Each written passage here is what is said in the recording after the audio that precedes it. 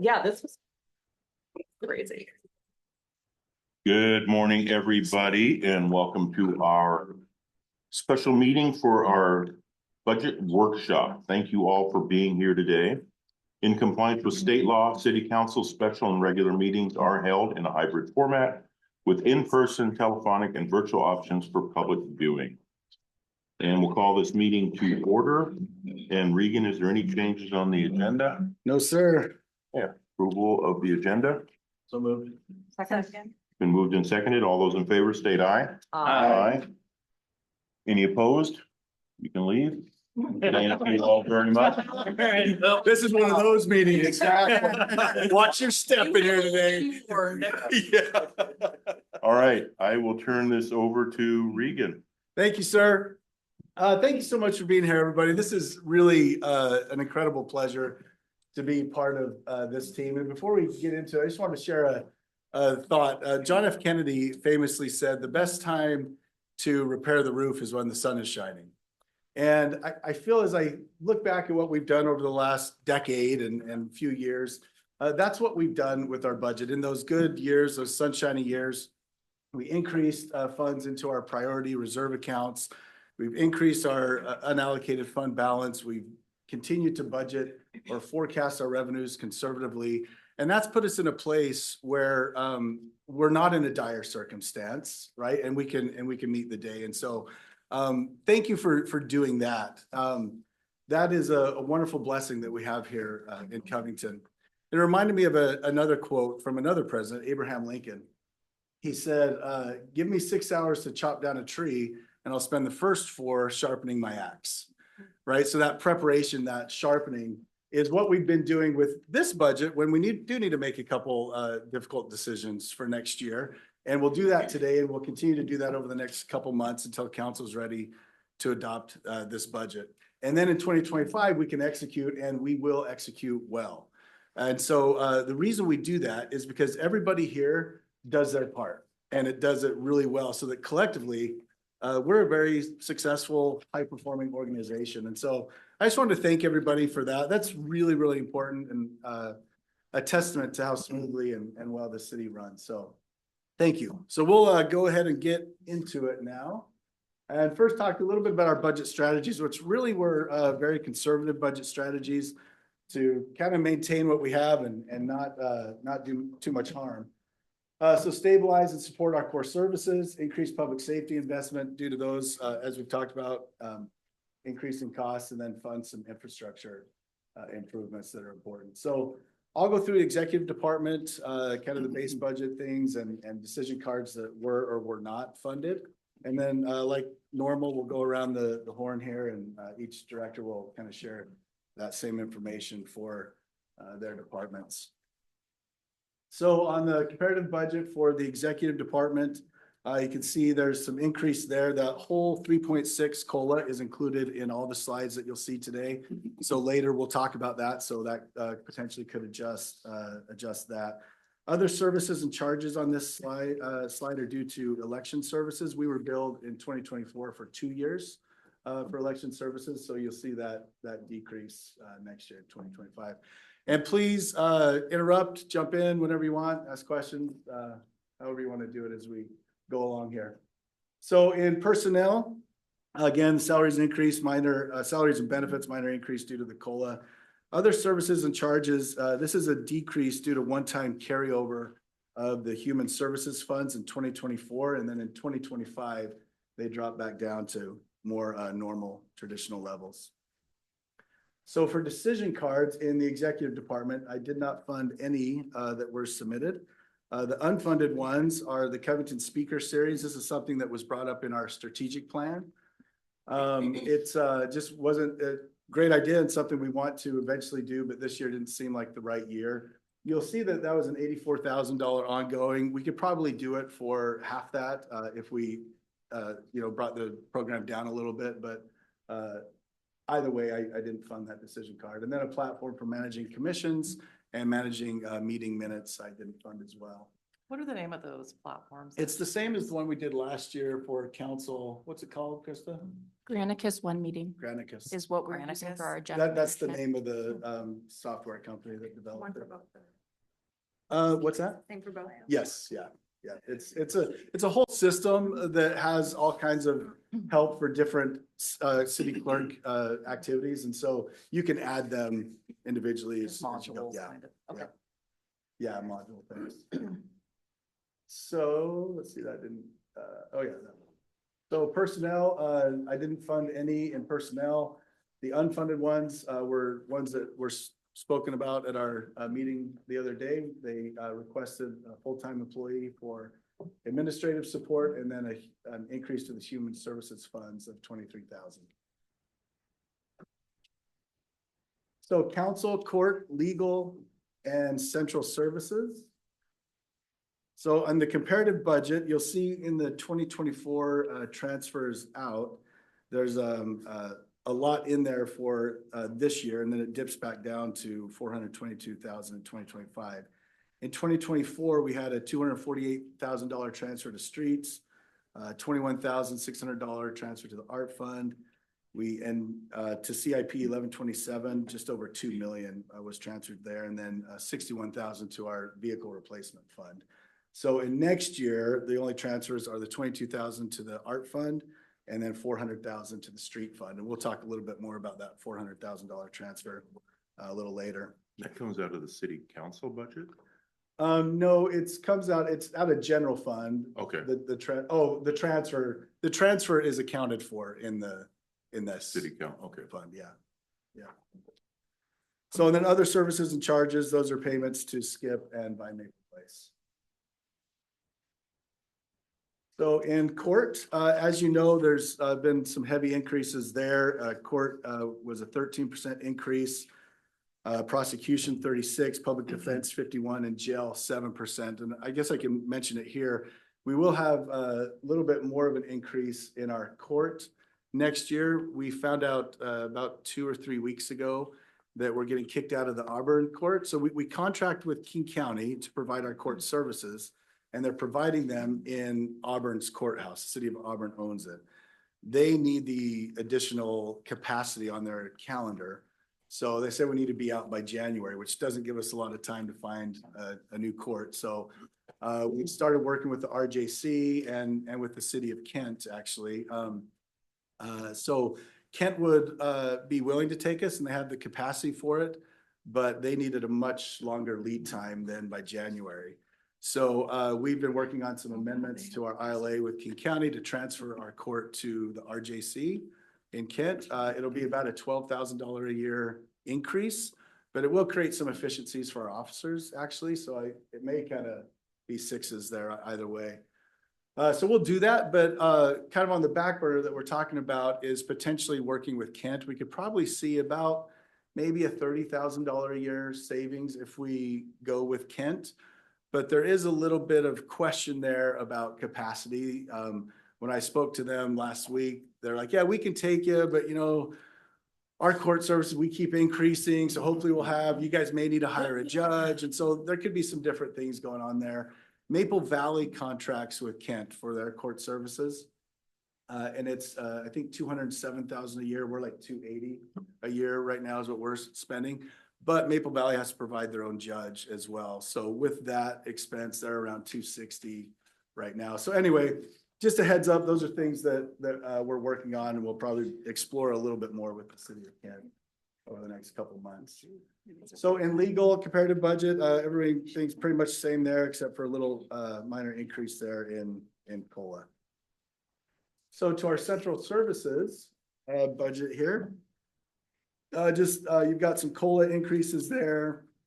WCIA under other services and charges, WCIA provides our insurance for the city. That increased by $40,000. So you see that.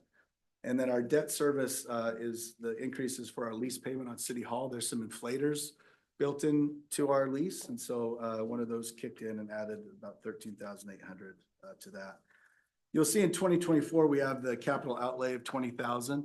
That was for our reorganization of the cubicles. I don't know if you saw it, but got finished this week and looks really nice, actually. We look like a real office building now.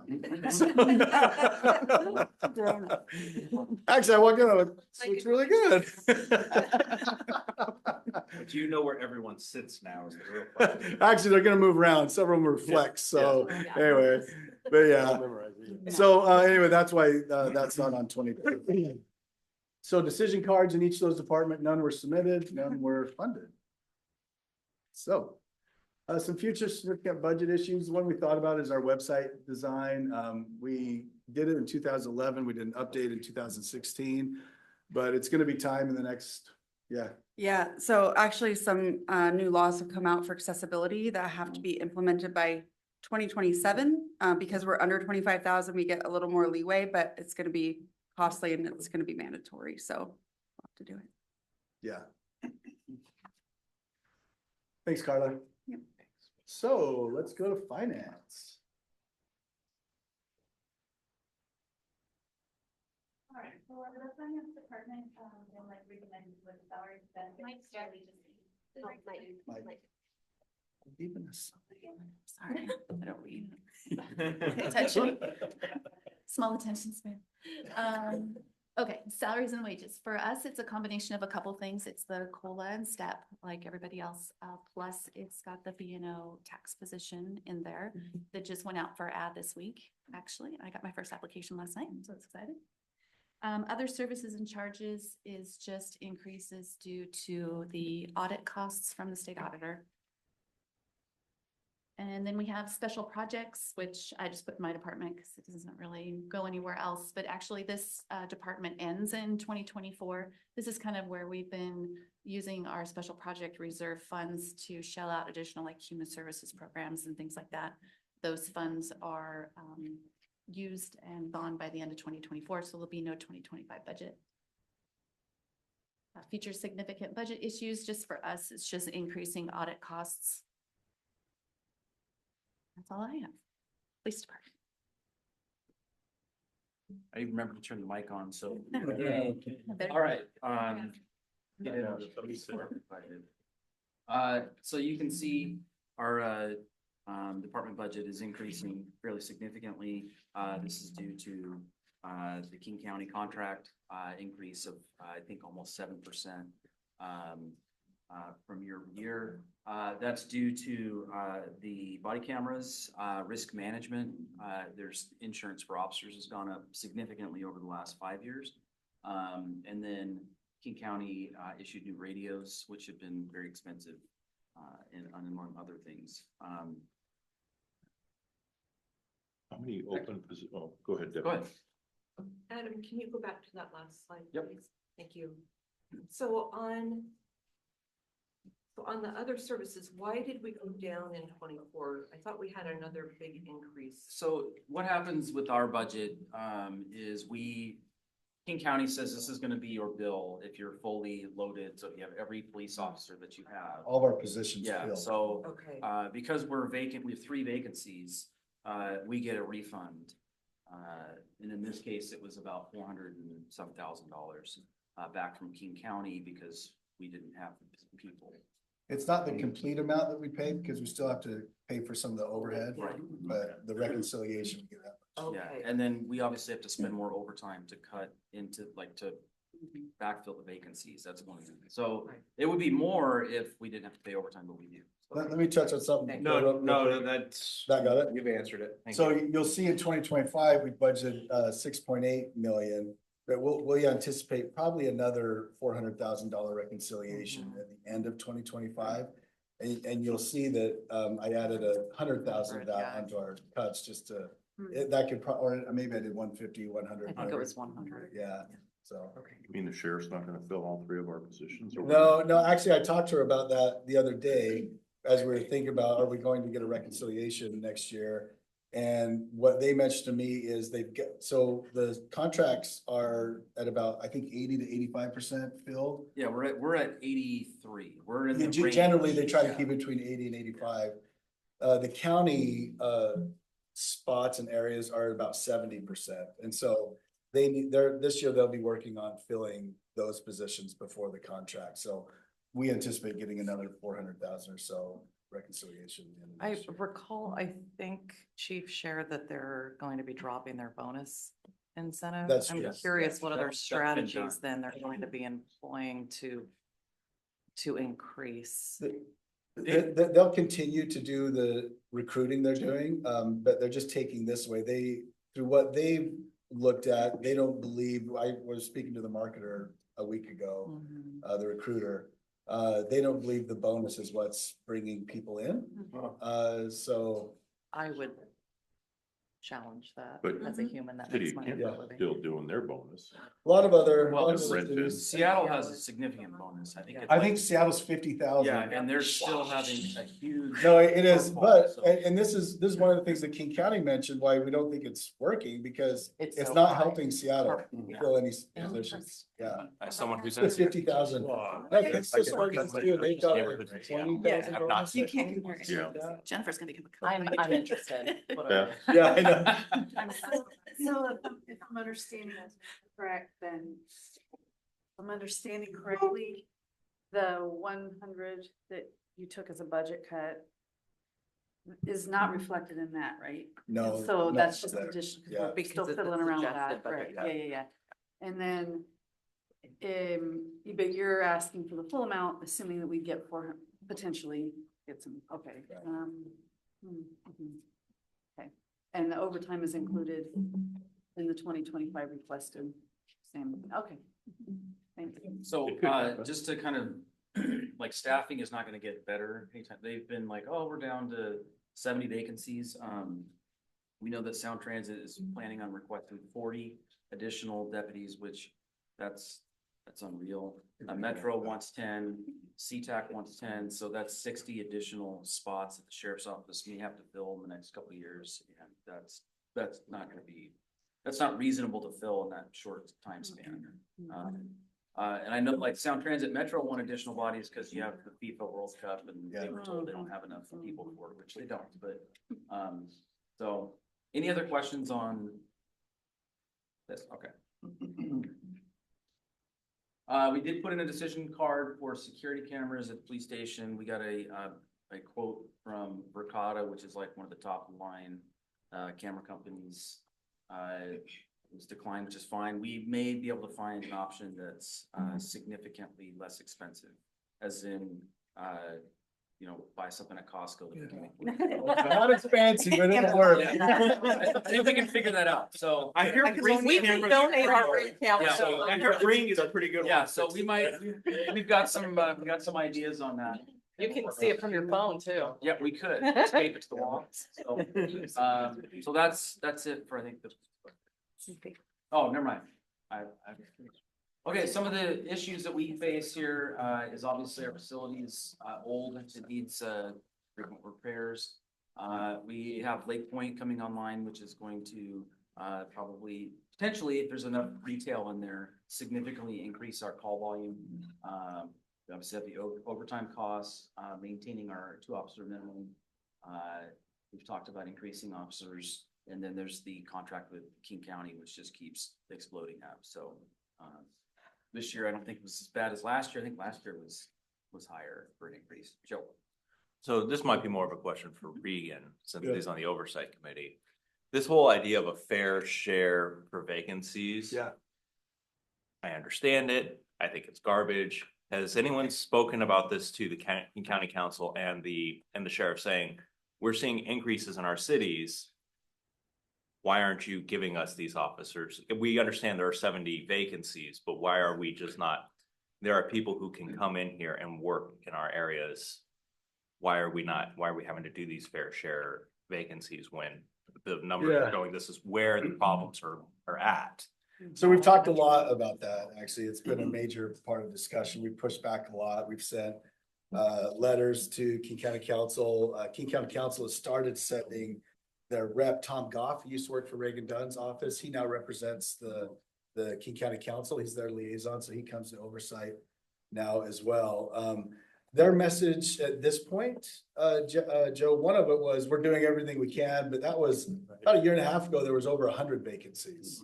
Right, so from then now they've made up a good, I think last I checked, there's about 64 It changes every It week, but fluctuates. yeah. About 64. So in King County's mind, they're doing really good right now, right? The contract cities are like, you're not doing good until we're 100% filled, right? King County thinks they're doing really good if they gave themselves, an extra candy bar at lunch. Potentially, but yes, they know we don't like it. They know we continue to push for it. Every meeting we hold, we talk about recruitment and when we're gonna fill those. I just shared the last message we got is we've got to fill the King County areas first, so. Is there an opportunity for us to have, and maybe this has happened, conversations with King County, because I think everybody knows the reason that we're having problems filling officer roles and law enforcement roles in this area, because there's that perception Yeah. that cities don't want officers, much like what happened in Yeah. 2020. And is there an opportunity for us to say, hey, look at, we want to create this culture in our city and maybe others around us, that if you're a good officer, we want you here and we will support you. Like, is there a way in our contract to say, and I don't know how it's written, right? But like, how can we advocate that, So you're our, not gonna get beat up if you. our you're not gonna contract, get- yeah, our contract or ILA with the county is really internal, so deputies wouldn't necessarily see that, but I'd say internally within the King County Sheriff's Department, they know this is a good place to work. I think that's one reason we don't have trouble filling seats when we can get a body. We don't have trouble getting good people to come here. So yeah, that's a major issue and something I've shared with council over the last several months. Last year, I pushed the sheriff. I said, listen, because their own recruiters are saying they're in Louisiana, they're in California, they're all over the country trying to recruit people. And they say, well, we don't want to police in the Pacific Northwest because people don't like police officers. And so what I've asked the sheriff, I said, you've got to get the King County Executive and the King County Council to put out a statement saying they support police officers. Please come work for our organization in your recruitment brochures. And that has not happened yet. Right. I followed up with that 2 meetings ago, so that would have been about 3 months ago. And they said they are going to do that. So I've not heard, I'm not holding my breath, but yeah, that fixes that problem and they haven't been willing to do it yet. As far as us doing it, there's not a lot we can do as they go out recruiting saying, hey, Covington will support you if you come Well, here. that's what You know I'm what I wondering, mean? if there's any leeway to rewrite the contract saying that we will, I don't know, The contract cities will support you 100%. correct, but there you go, that might be, well, not all of them.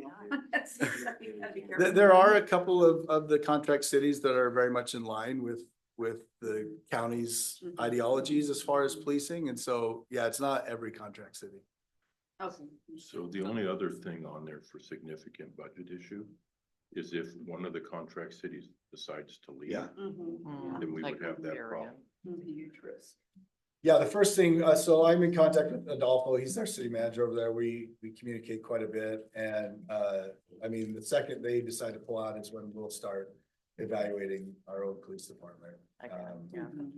Yeah, a collective one, like a South King County one, but yeah, hopefully Buren will stay in. I hope. So, If they were to choose to leave by contract, are they required to give a specific? I think it's like a year. Yeah, it's 18 months. I think. Although they Okay. will argue that Yeah, there's a which- breach of contract, Mhm. so Yeah. they'll be able to leave sooner, so. Like how soon? I'm just Depends curious. Depends on what the judge says. Yeah, The law is open to Yeah. interpretation. and like Kate said, it'll take them a long time to get something going anyway, so they'll need to stay with the county for some time. As I go through that. So. All right, any other questions? And one other thing on staffing is I sat through a backgrounds presentation they did Thursday. And we are actually getting a lot of candidates applying. It's just there are a lot of people who are not qualified for various reasons, some of which are superbly grotesque. But they'll go through their background. I'm like, nope, you're committing crime. We can't have you. Or you're still using illicit drugs. We can't have you. So we are having a lot of that as a problem. And it ties up our background people while they're investigating them, and then they have to disqualify them, and that apparently takes a lot more effort than finding a good candidate who they can just shepherd through. So, so that's it for me. Anybody else have any questions? All right. Thank you. We just want to say how much we love you, Adam. Oh, good. Yeah, after all that. We do love you, Adam. It's just the people you work. Yeah, yeah. Yes. He gets it, trust me, he gets it. All right, community development. So we have two budgets in our department. We have community development, which is part of the general fund, and development services, which is the enterprise fund that oversees permits. So what you have before you right now is the community development fund. So some of the changes here that you see is there's a decrease from the budget to the estimated actuals. Because I had a vacant position this last year that became vacant very early on that we never filled. And I think we might be talking about that later. Yeah. And then obviously, same as you've heard so far, just the normal step and COLA increases there. One of the other bigger numbers on the slide is the other charges and services.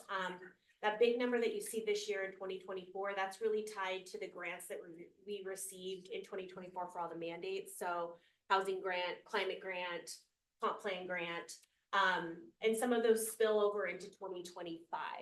So those are kind of their biennium spills over into the next year. For development services fund, so this is the fund that oversees all the permit development review. Again, salary and wages, kind of the same thing all day today that you'll hear. The other big item that I have that we have within this budget is our other services and charges. And that is because I have a lot of contracts. So I have a lot of contract work to do the development review and the plan review of the projects that are coming in. So as projects coming in, that's additional consulting costs. So that drives a lot of the budget there. In the decision card, I am requesting one legislative mandate funding for $100,000. This is something the council did last year, which we have spent. There's still some mandates that we're working through into 2025, and it's unsure what will come out of the 2024 session. We're kind of seeing some things that might spark a need. Also, some of that dollars right now, if it's so funded, would actually fund some mandates that we need to do related to comp plans, such as updating our transportation impact fees and our critical area ordinance, which are unfunded currently. Some of the significant budget issues that you see up here. So obviously consultant dependence. We have a growing need for consultants to meet demand. And I know that can feel like a really big number on paper, but I couldn't fill the staff for that dollar amount. So what I get right now, I have a consulting biologist, I have a tree biologist, engineering services, which comes with survey, geotech, engineering, a little bit of planning effort. And then obviously that gets used to kind of offset anything that staff is unable to do. We will be shifting, and we'll talk more about this when we do fee resolution later this year. We're going to be shifting to a full pass-through model where projects will pay the full consultant costs. We haven't done that to date. There's a lot of different reasons. I don't need to get in there unless the council wants to, but the two main reasons are, one is that's a full-time job to track and manage for a department to do full pass-through. That admin assistant that was funded last year helps to allow us to move towards this year because there's a little bit of capacity for that to help us do that. And then that will hopefully start to kind of fill in the revenue side of what our consultant costs are. I think we're losing a little bit there. Our reimbursement risk, this goes back to really 1 and 2. 5290 starts in January of 2025, and it basically sets a bunch of timelines that cities have to meet to have projects out for approval. And if cities don't meet those timelines, then the developers can come back and ask for anywhere from 10 to 20% of their permit costs back. Now, for us, it's a couple $1,000s a project, 10 to 20%. that could be kind of death by 1,000 cuts. So we are investing quite a bit of money this year from that previous legislative fund to find ways for us to make sure we're meeting those timelines. But again, there's start costs to that, right? There's, we've got to update fee structures, and we have to update forms and things like that. So again, that admin position really helps us prep for that. Obviously, we've talked about legislative mandates. I will continue to call them out as I see them. And so really looking into 2025, are they going to fund them? Are they going to partially fund them? Or are they going to give it to us with no funding? So that really affects the community development general fund budget. Any questions before Okay, Public Works. So some of the same things that you have heard from, and the other ones will be in this. In Parks Maintenance, the first piece, again, we have some increase with step raises and COLA. There is some increased overtime for events and bathroom cleanings in that as well. The other services and charges number you see there for 2024, and then it drop out. That was initially the turf replacement for CCP was initially in the other services and charges. And then you'll see it technically was moved out of there and down to capital outlay. So that's what that was the turf replacement at CCP. Street fund, again, some increases for the step raises and COLAs, but also the big increase in this actually has to do with the CIP manager and CIP inspector. Their charges have been all with grant funds and projects, and since particularly say our 1127 project is kind of coming to a end, and before particularly for our inspector, they need a home or whatever, basically, of where they're being billed out. They'll be charging to whatever projects they work on. We have another slide that we'll talk about later in that, and some of those are we'll talk about ways that we can offset some of those costs, but that's right now it's kind of like the planned worst case scenario type piece resting in the street fund. The other services and charges in here, the biggest piece was the 204th legal costs that we were dealing with that. My understanding is that's really close to being done. And so that's all I really know right now, but so that's good, good to hear in that regard. And then the operating transfer outs that you see in there, that's that pavement preservation funding from the 1/10 sales tax that basically gets transferred to be used for the pavement preservation.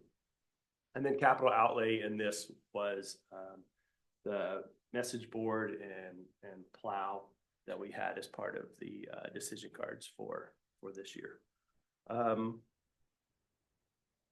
just wanted to, with the operating transfers out, that 0.1%, not to be confused with the 0.2% that was voted on, that 0.1% that was done councilmatically 2 years ago.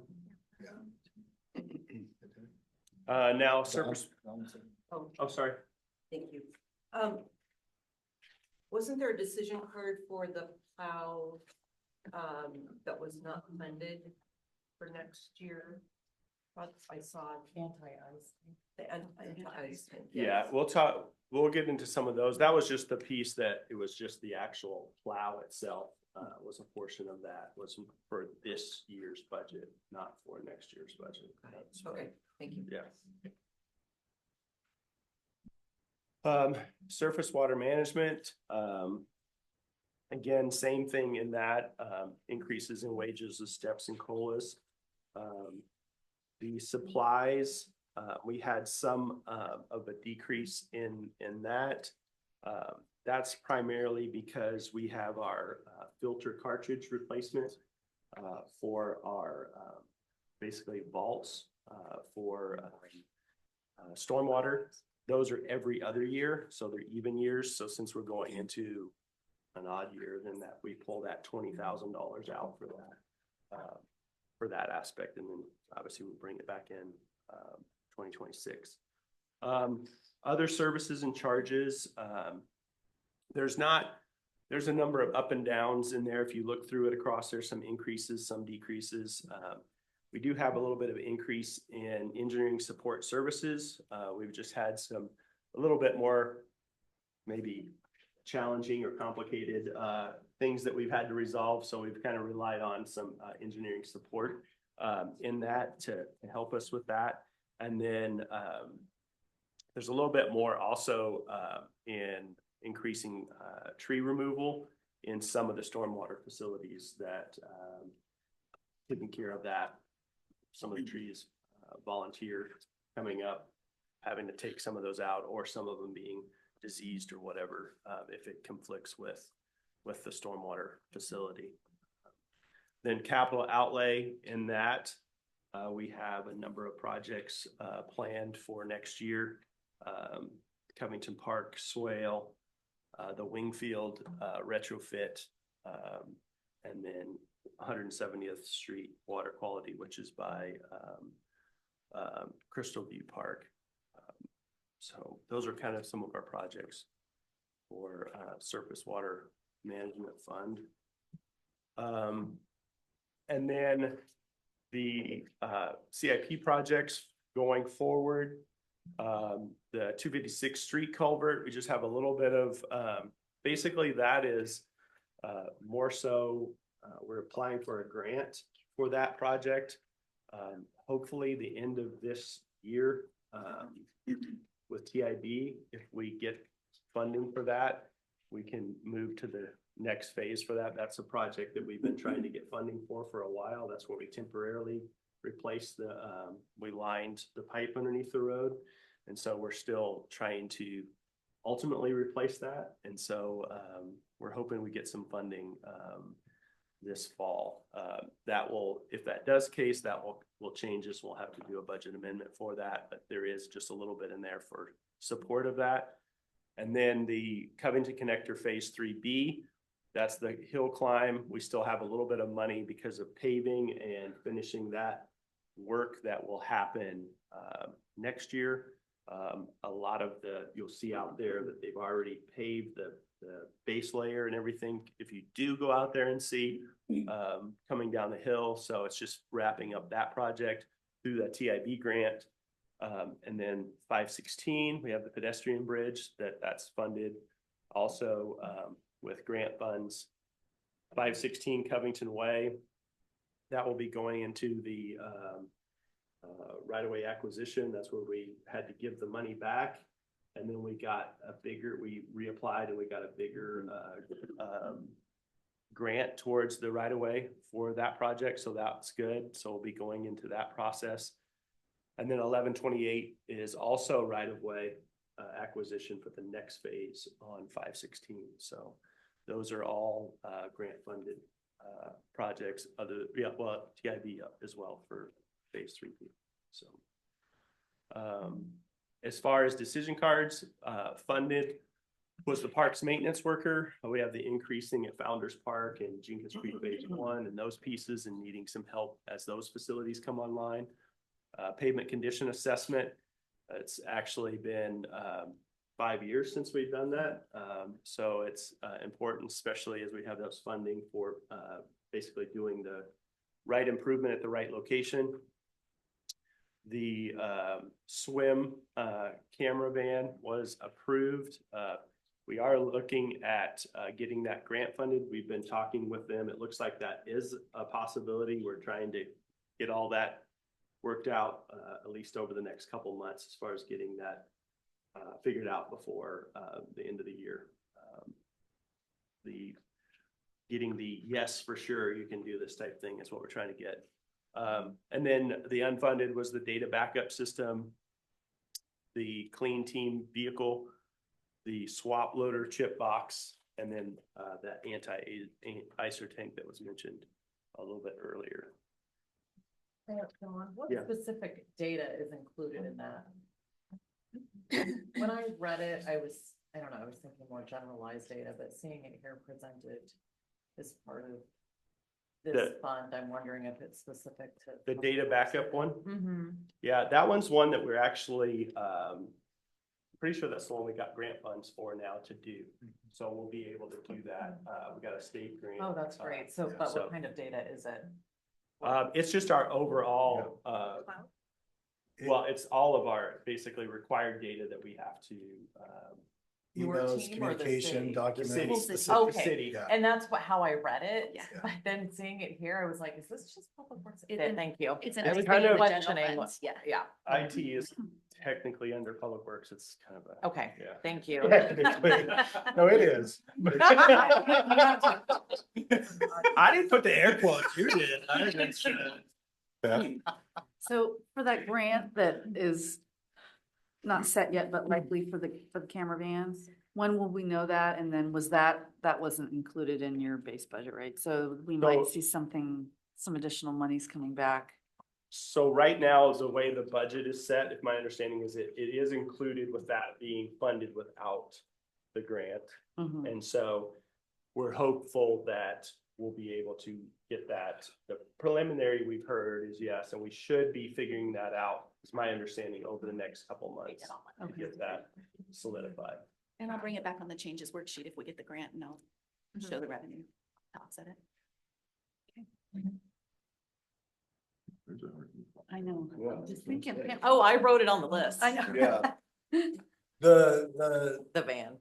well, and that's not a general fund expense. Oh, I It guess comes out of the that's swim true. fund, so that's why you didn't see it on Okay. the. Yeah, side that makes agenda. sense. That was a good one. There's gotta be another thing we could, well, Different colors of money, which is. Yeah. That's right. Future significant budget issues, I will say that, I got to change this slide, for the first time probably in a while, about the whole, 2-10 sales and the funding of, stable funding for that. So I do want to say that was kind of exciting. I had to kind of. So- Delete something. Yeah, exactly. You're like, oh, so nice. So, we still have, what's that? So we still have additional parks maintenance needs for expanding parks. That just, as we bring those on, just makes staying up with that. And then probably the other significant piece is just fleet costs. I mean, vehicle prices and stuff like that are just continue just to skyrocket. So, that's it. Any other questions? Right? Battery's coming out, that's Okay, Parks and Recreation.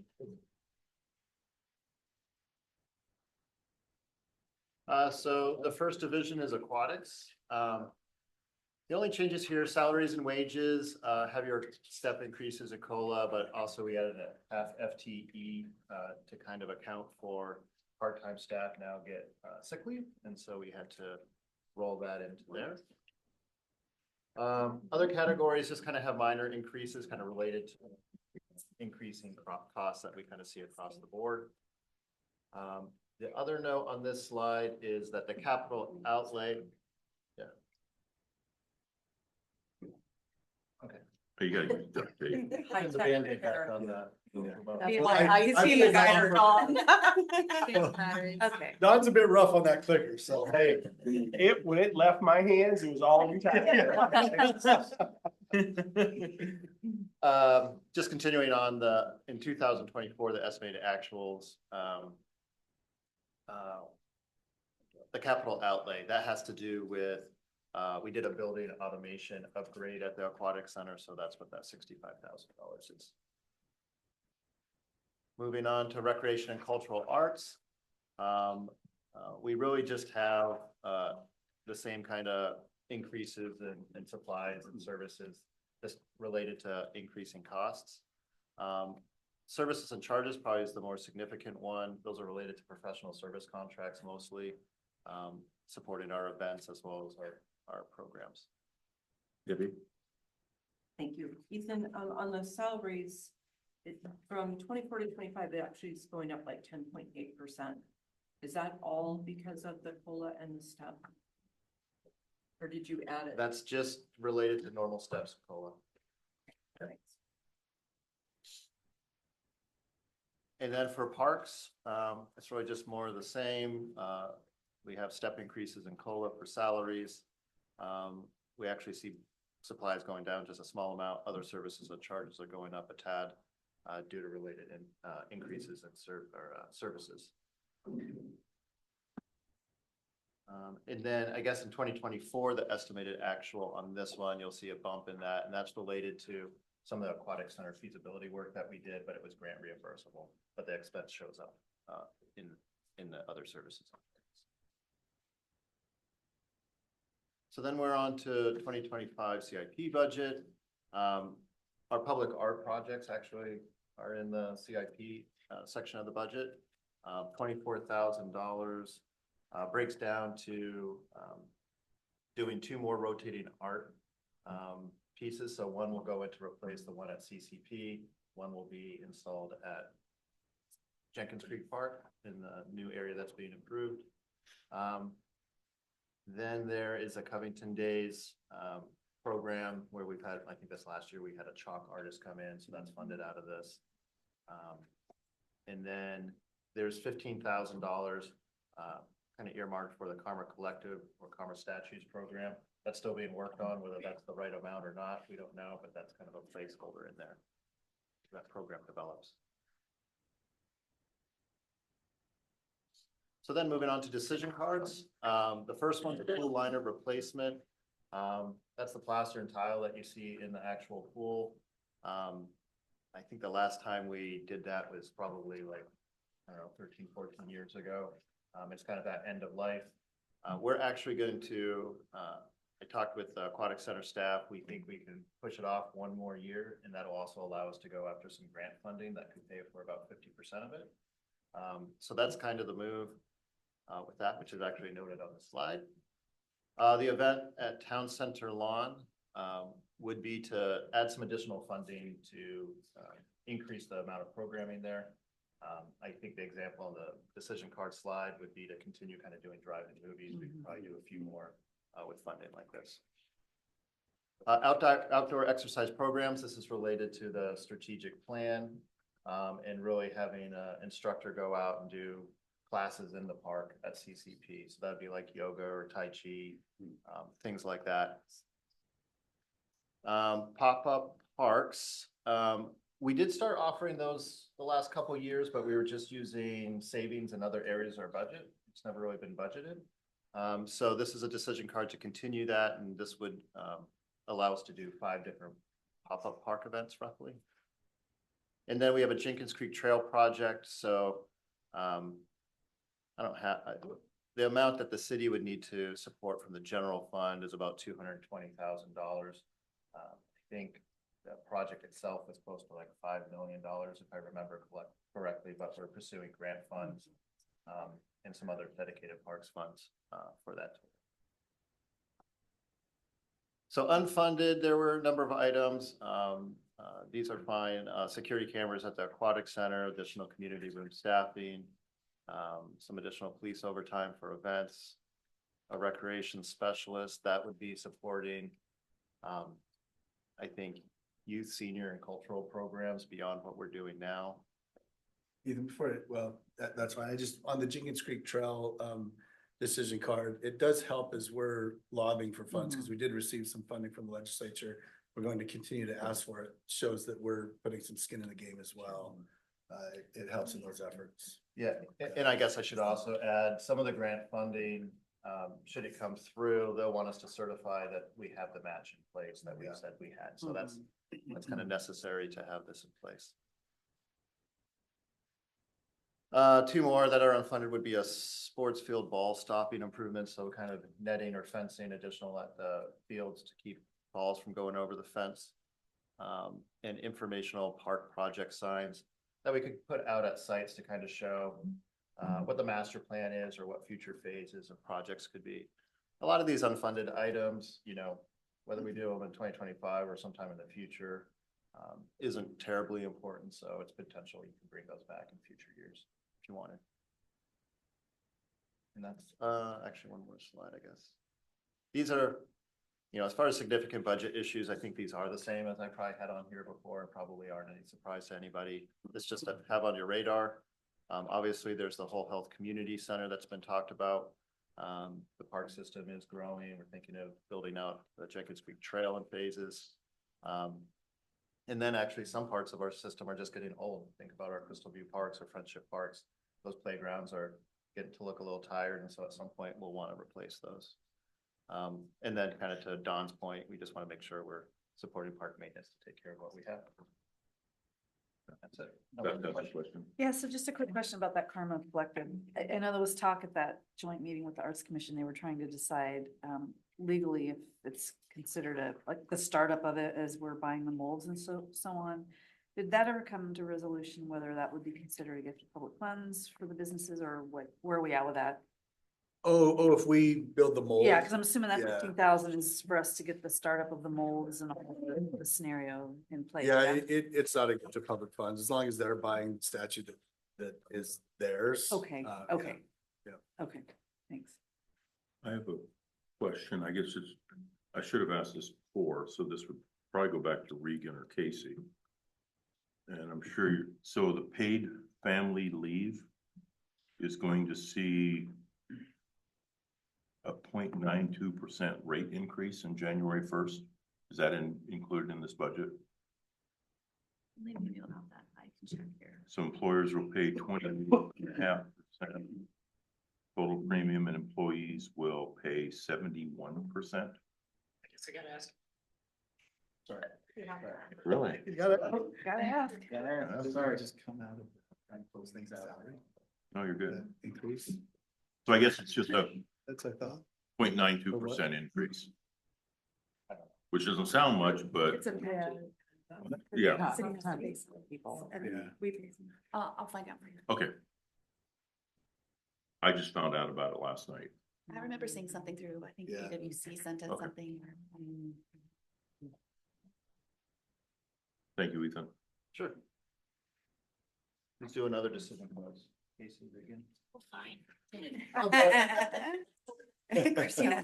Beth, Ethan, that can I ask sounds- one more? I know. That netting for the balls. Yeah. Yeah. Go over the fence, that's not creating a safety issue with balls going into the street or anything like that, is it? I mean, there's some risk with, balls going into the street, but we've also been, surviving for Yeah. 12 years with, looking both ways. It's just the then running bigger after kids. balls. I mean, I, Yeah, and a lot of our It's games soccer, go right? Soccer balls, short-sighted, right? Yeah. and so they're not going into the streets. It's just those older age groups, or if there's drop-ins where it's happening. It was part of the original design, but I think was an ad alternate, and just wasn't funded with the amount of funding at the time of phase 1 construction. And it's one of those things that probably makes sense to do at some point, but. Can we We get more survive one traffic, year? yeah, okay. We're searching. So we'll now go on to other decision card requests. We're going to review a little bit about streets and police, as those are two major hits to our general fund. And we'll also discuss some questions for human services funding that we talked about the other night. And then we can get into reviewing potential cuts and then go into the forecast. So I think we'll actually start with Don. You want to? This is mine. Oh, yeah, yes, we're gonna start with Jeff. So, with the problems, that's fine. I can be forgotten. never.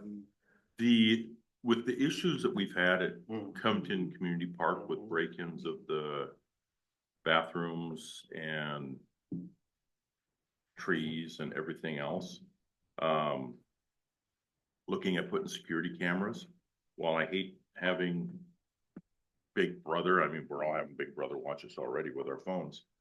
But to be able to allow for backup for if we need to find somebody. This isn't funded, but I've since, when I requested this, man, that was back in the summer I asked for it. To be brought forward. But I think I might be able to get a grant fund. I'm gonna work on that. So it's unfunded right now, but that's, what this is to bring security cameras to be able to watch over our parks, bathrooms, everything else. And depending on what we put in at our other future parks, are we going to need security cameras at a future date for those parks as well, which And is does this include unfortunate. monitoring or is this just recording? I believe it's purpose? just, recording. this is just recording so we can go back Yeah. to look. Are those really helpful? I just Mhm. ask because, you know, everyone shares them on Mhm. social media and do we catch people that way? Is it effective? Monitoring, I feel like, yes, because if someone's sitting there staring at it 24/7 or AI is for us.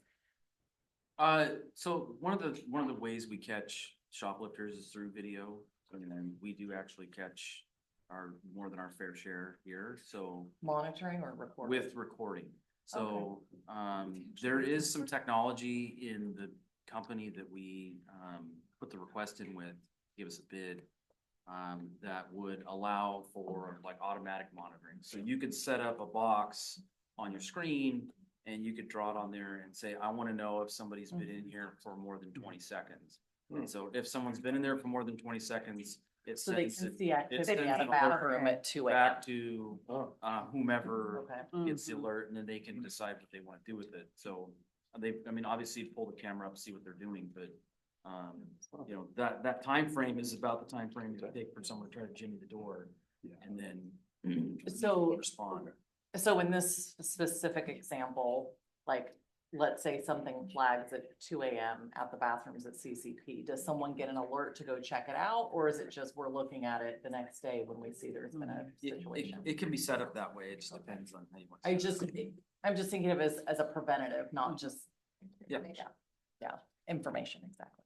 Because we already know they're messing around over there. They gave an example when they came out. They did come out to give us the quote, and they gave examples where there's been instances that they've actually caught people kind of red-handed in the act, but you know, what that percentage is of things, hard to say.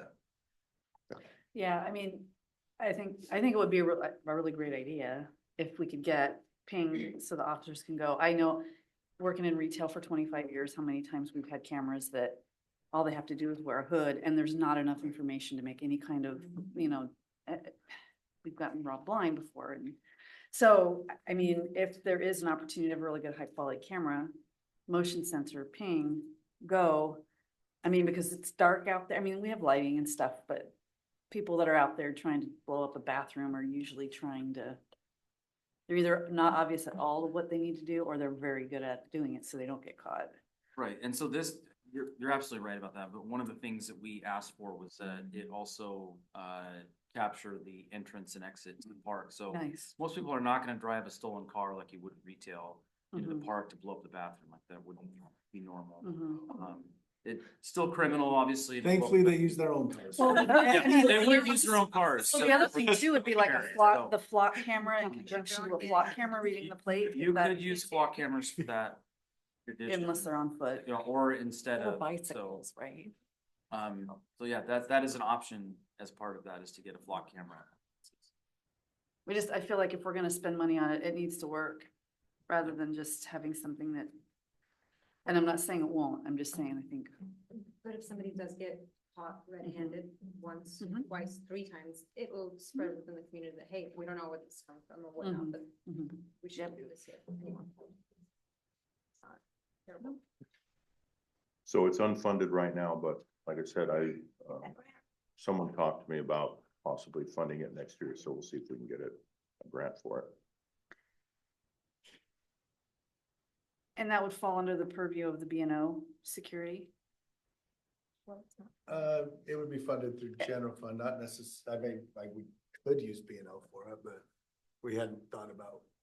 I mean, it's security. Yeah. Right? It is, but for us, and then I feel like, Well, I mean, Right. people might feel more comfortable being there if they know there's a monitoring scenario going on. Use the ongoing under B&O, but let me see if I can get that I mean, Yeah. the B&O, $72,000 it grant. doesn't matter too much what we're saying, what revenue sources come from. It's all going into the general fund and going to public safety anyway. And there's not like an excess there, right? So it's gonna be funded out of the general fund, whether that revenue is from sales tax or B&O. We made a commitment to our residents that money was gonna be spent on, And it is. and as long as we try. not our businesses are the ones paying it, not the residents. Right. But it's. Okay, I like that, Grace. But we didn't specify that it was for public safety at businesses, just No. public safety in general.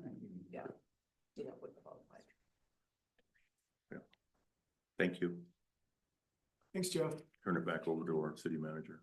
So now, Don. So we figured it'd be good to do a little bit of a breakdown of the 0.2%, especially since we've got this revenue and like, where's it all going, you know? And so the projected revenue was 1.3 million for that 0.2%. Remember, we have the reduction for the vehicle license fee. So that net revenue is now 940,000. So if you recall or see in our budgets, in 2024, the general fund was doing did a transfer of 630,000 for the street fund in 2024. In the past, when we were doing forecasting for 2025, we had forecasted that to be $800,000 was the projections that we were, getting to. The 2025 budget right now is 400,000 that is transferred or being transferred to that fund. So then also I mentioned earlier, we have the CIP project manager and the CIP project inspector. That those have been primarily being paid for through grant funds and projects.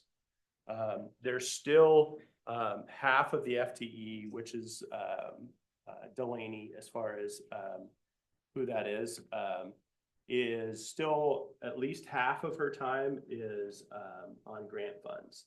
Now, as things pick up and things like that, we just got notice, for the little small sidewalk project, on 180th. But there's other pieces that, could be other projects that are coming into play that she may be charging to. So that number could be even less. It's just going to be, this is just where they reside because they, as Casey says, they have to have a home, like they have to come out of a budget, but their direct timesheets, whatever they charge to on projects will come out. And so it'll be actual cost charging to whatever those projects are. Same thing for Francisco in the inspector. He's been doing a lot of work on CIP projects, particularly 1127, the connector project and stuff like that. So his full piece is going to reside in streets too, but a couple of things on that is one of the things we needed help with and was the pavement preservation.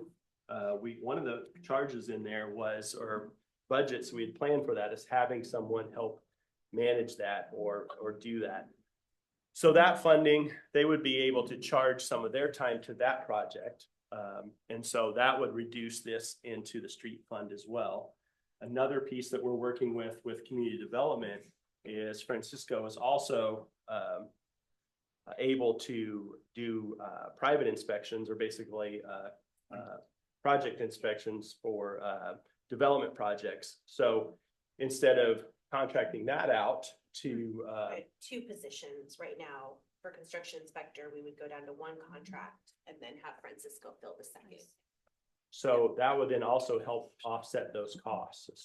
So then that would have even less of an impact on the street fund. But as it looks right now, that's how that breakdown is for that 0.2%. Do you have anything else? No, I wanted council to understand, I had $1 million, I spent $1 million.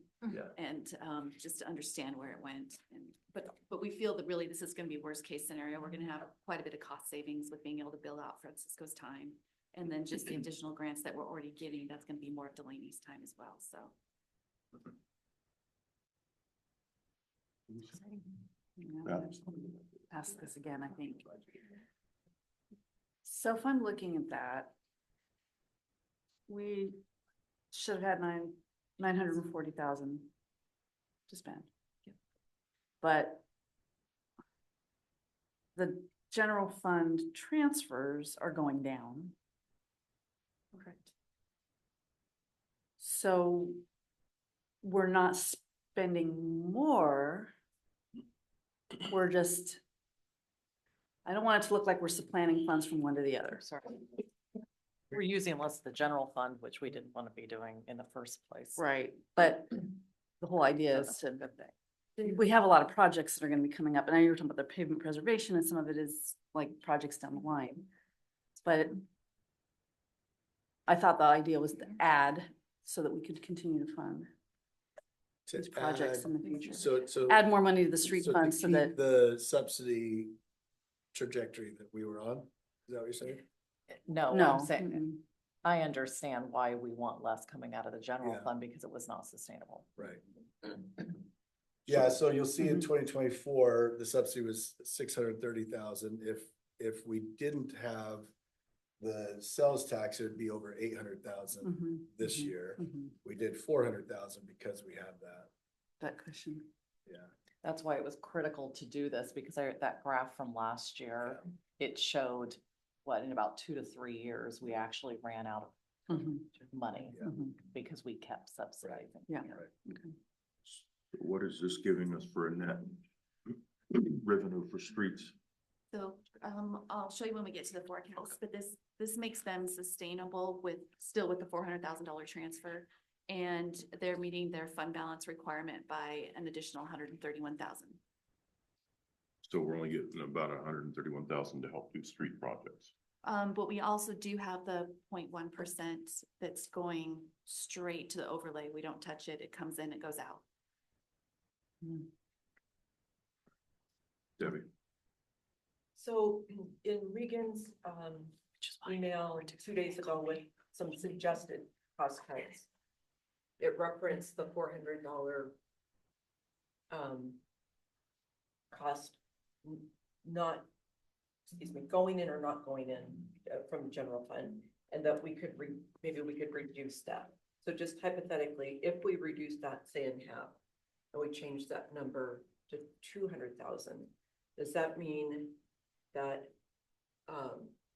roads is getting 200,000 less?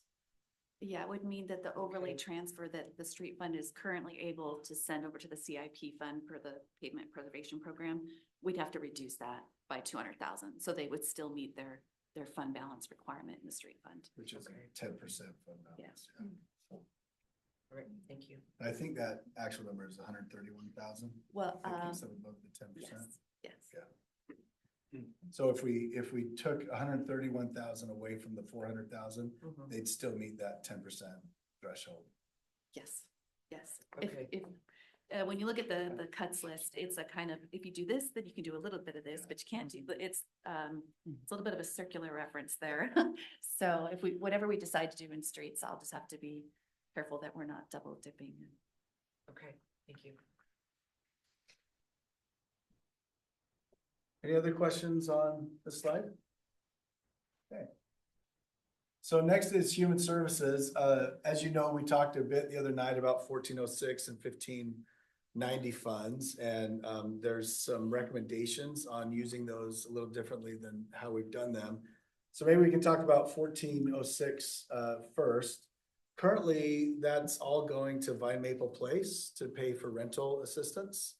The Human Services, Julie and Darren have asked that we consider putting those funds into AHA and Recovery Navigator program instead. As you know, RNP, Recovery Navigators, they're a huge resource for us. They're providing that resource for free at this point because they have some ARPA funds that will end at the end of this year. So if we want to continue using them, we're going to have to enter into a contract with them. So is it 40-something thousand in 1406? 46,000, I think. 45. Okay. How much of the 45,000, I mean, it goes to Vine Maple Place. And I can't remember what, is all of that going towards Covington residents, or is it just being used broadly for Vine Maple Place to use to keep people in? It's being Yeah. used for rental assistance for Covington residents. Okay. That's when we talk to them about it, that's what they're informing us. And they're able to prove that. I get Yeah, a- I know they've reviewed, I get yeah. a report Yeah. quarterly. I Okay. was just trying to pull up the numbers, Because I I can hate tell you the number of To households. put but- people on the street Mhm, by removing that. mhm. Okay. To then put them in the car. Right. And I Yeah. think they also fund by Maple Place out of their 136,000 They- as well. right, So this right, would right. reduce, but wouldn't Mhm. end Mhm. funding to buy Maple. Just, Right. just for a quick number, just from January through June of this year, they served 51 households and 159 individuals, just for half a year, Out of the For 1406. Covington. out of the 1406. Yeah, I mean, they do, In they Covington. do good In work. Covington, okay, yes. Okay. Not necessarily housed in Covington, but Covington people that needed housing. Yes. Oh, Well, yeah, 'cause you can get rent a lot cheaper elsewhere. They do have some rentals here, but, Yeah, we don't. Vintage station is, or the station of vintage is probably the least expensive, yeah. And it's not cheap. If you don't. No. It's like my mortgage. but it's cheaper than Polaris. So when I spoke to Julie, the other day, she, we don't know how much a contract would be for AHA or Recovery Navigators, but their request is that council, allow them to transfer the funds from Buy Maple Place to use on those two programs. It just perpetuates the problem. Yeah. Right. Moving it from one to another. Yeah. And that means people aren't gonna get help here to help people over here, and Do we know here, can you answer this, if essentially, would we be getting more bang for our buck? I personally, as a community member, think of Vine Maple as a very large fundraising machine. I don't perceive the same with AHA and Recovery Navigator, and so from that perspective, I'm wondering if our dollars have more weight and value at a smaller, less fundraising, robust, Vine Maple appears to have a whole like development program, right? They're just very well known, they're very efficient, they're very good at what they do, and therefore they're very good at getting funds, which that's great. Yeah. But because of that, I'm wondering, is these other organizations likely don't even have someone out there doing this for them, that whole social media Yeah, I marketing don't know for presence sure, that Vine yeah. Maple I mean, has. You know what I'm there's saying different here? Funding. I'm not saying But, yeah. it's less important. I'm just saying these smaller organizations that are really helping the city day to day, hand in hand, are they gonna, it's gonna like double what they can do, right? But aren't we? I think, I'm I think it wondering. would maintain what they're doing now. Mm. That's what I think too. I'm looking at the contract that we have with AHA and it's for 3 beds. And everything that goes along with it, case management, all the facilities, internet utilities, what do we pay them? Food, things like that. We pay them $996 a month for their housing services. So, Yeah, Joe? the intent, sorry, if I could just real quick to Jennifer's point. For Julie and Darren, wouldn't be that it doubles or increases, but that maintains the levels, that we're getting from Recovery Navigators and AHA. So just so we have from January to June of this year, it was, would you say 159 individuals? 151. 151. 159 and 51 households. Okay. Did they tell us how much of that 45,000 they've spent on that so far? So Vine Maple Place gets actually about 30,000 out of the 45. The rest goes to the skip membership. Okay, so they get 30.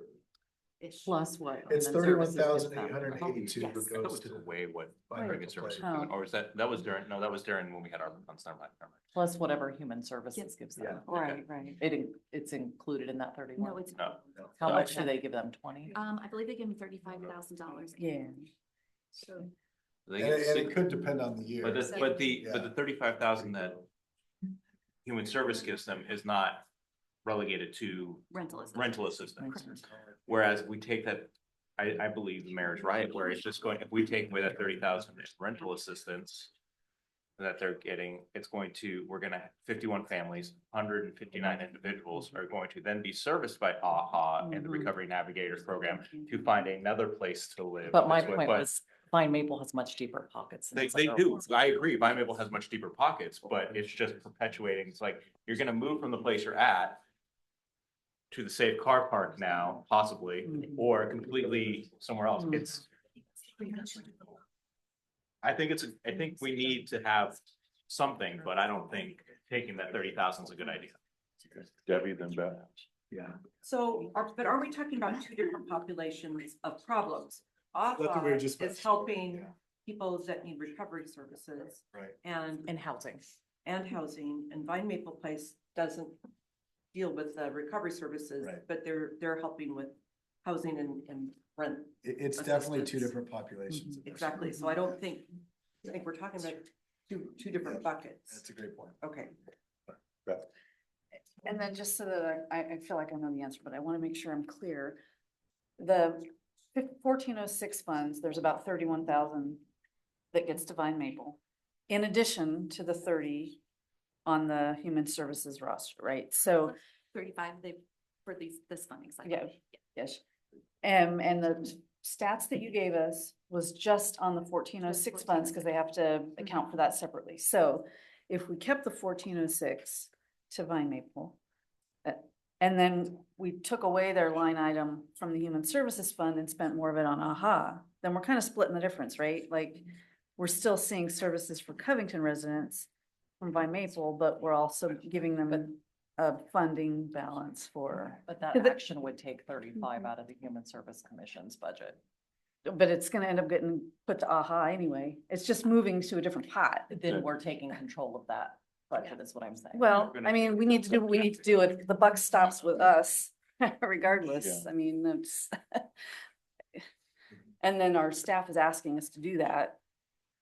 To take Well, up they're not measures. asking us to take money away from the Human Services budget because it's the Right. Human Services Commission that decides where that Right. budget goes.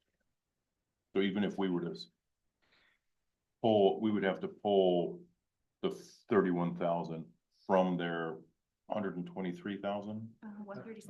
136, so we basically give them 105, telling them deal with 100. But we aren't because that money that's separate from this 1406. Yeah, but you were 1406. just saying to remove the 30. No, I'm saying, or suggest that they give that money to AHA, because they already have some money they're giving to AHA anyway, right? 15,000 or such, whatever, Okay. from the human services bucket, yeah? Yeah, that's coming out of 15. Oh, that's coming out of Yeah, 1592. they're Okay. not funding AHA or Okay. recovery navigators with their human services funds. I guess the question would then be just suggesting that they fund AHA to the amount that they. But. We heard about AHA Around. a lot when we met with Julian and them. But I feel like they talked more about recovery navigator. What do, But AHA gives you that like instant bed access, Mhm. which they were saying they need that from a triage perspective. Mhm. AHA is literally holding those three Correct. beds, which at least I perceived. was okay, critical. so not either or, how much does recovery, because I asked this last Tuesday and I didn't get an answer, but how much would it cost to continue to fund recovery? Probably between 12 and 15,000 a year. So AHA currently gets 12 and approximately 12 goes to recovery. It's free navigators. right now. It's free. Yeah, it's Yeah, free we right don't now. pay anything for recovery. Yeah. Okay, I'm, Yeah, ARPA. We were just. I know, let's, Such a great. So- You said 1590 funds are going to AHA right now? They had a one-time contract that expired in October.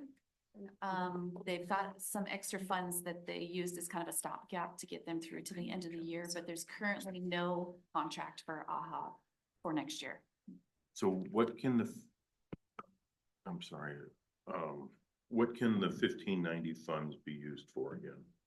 So the 1590 funds can be used for, I don't have it right up in front of me, but supportive housing, 40% of it can be used for supportive housing, mental health Services.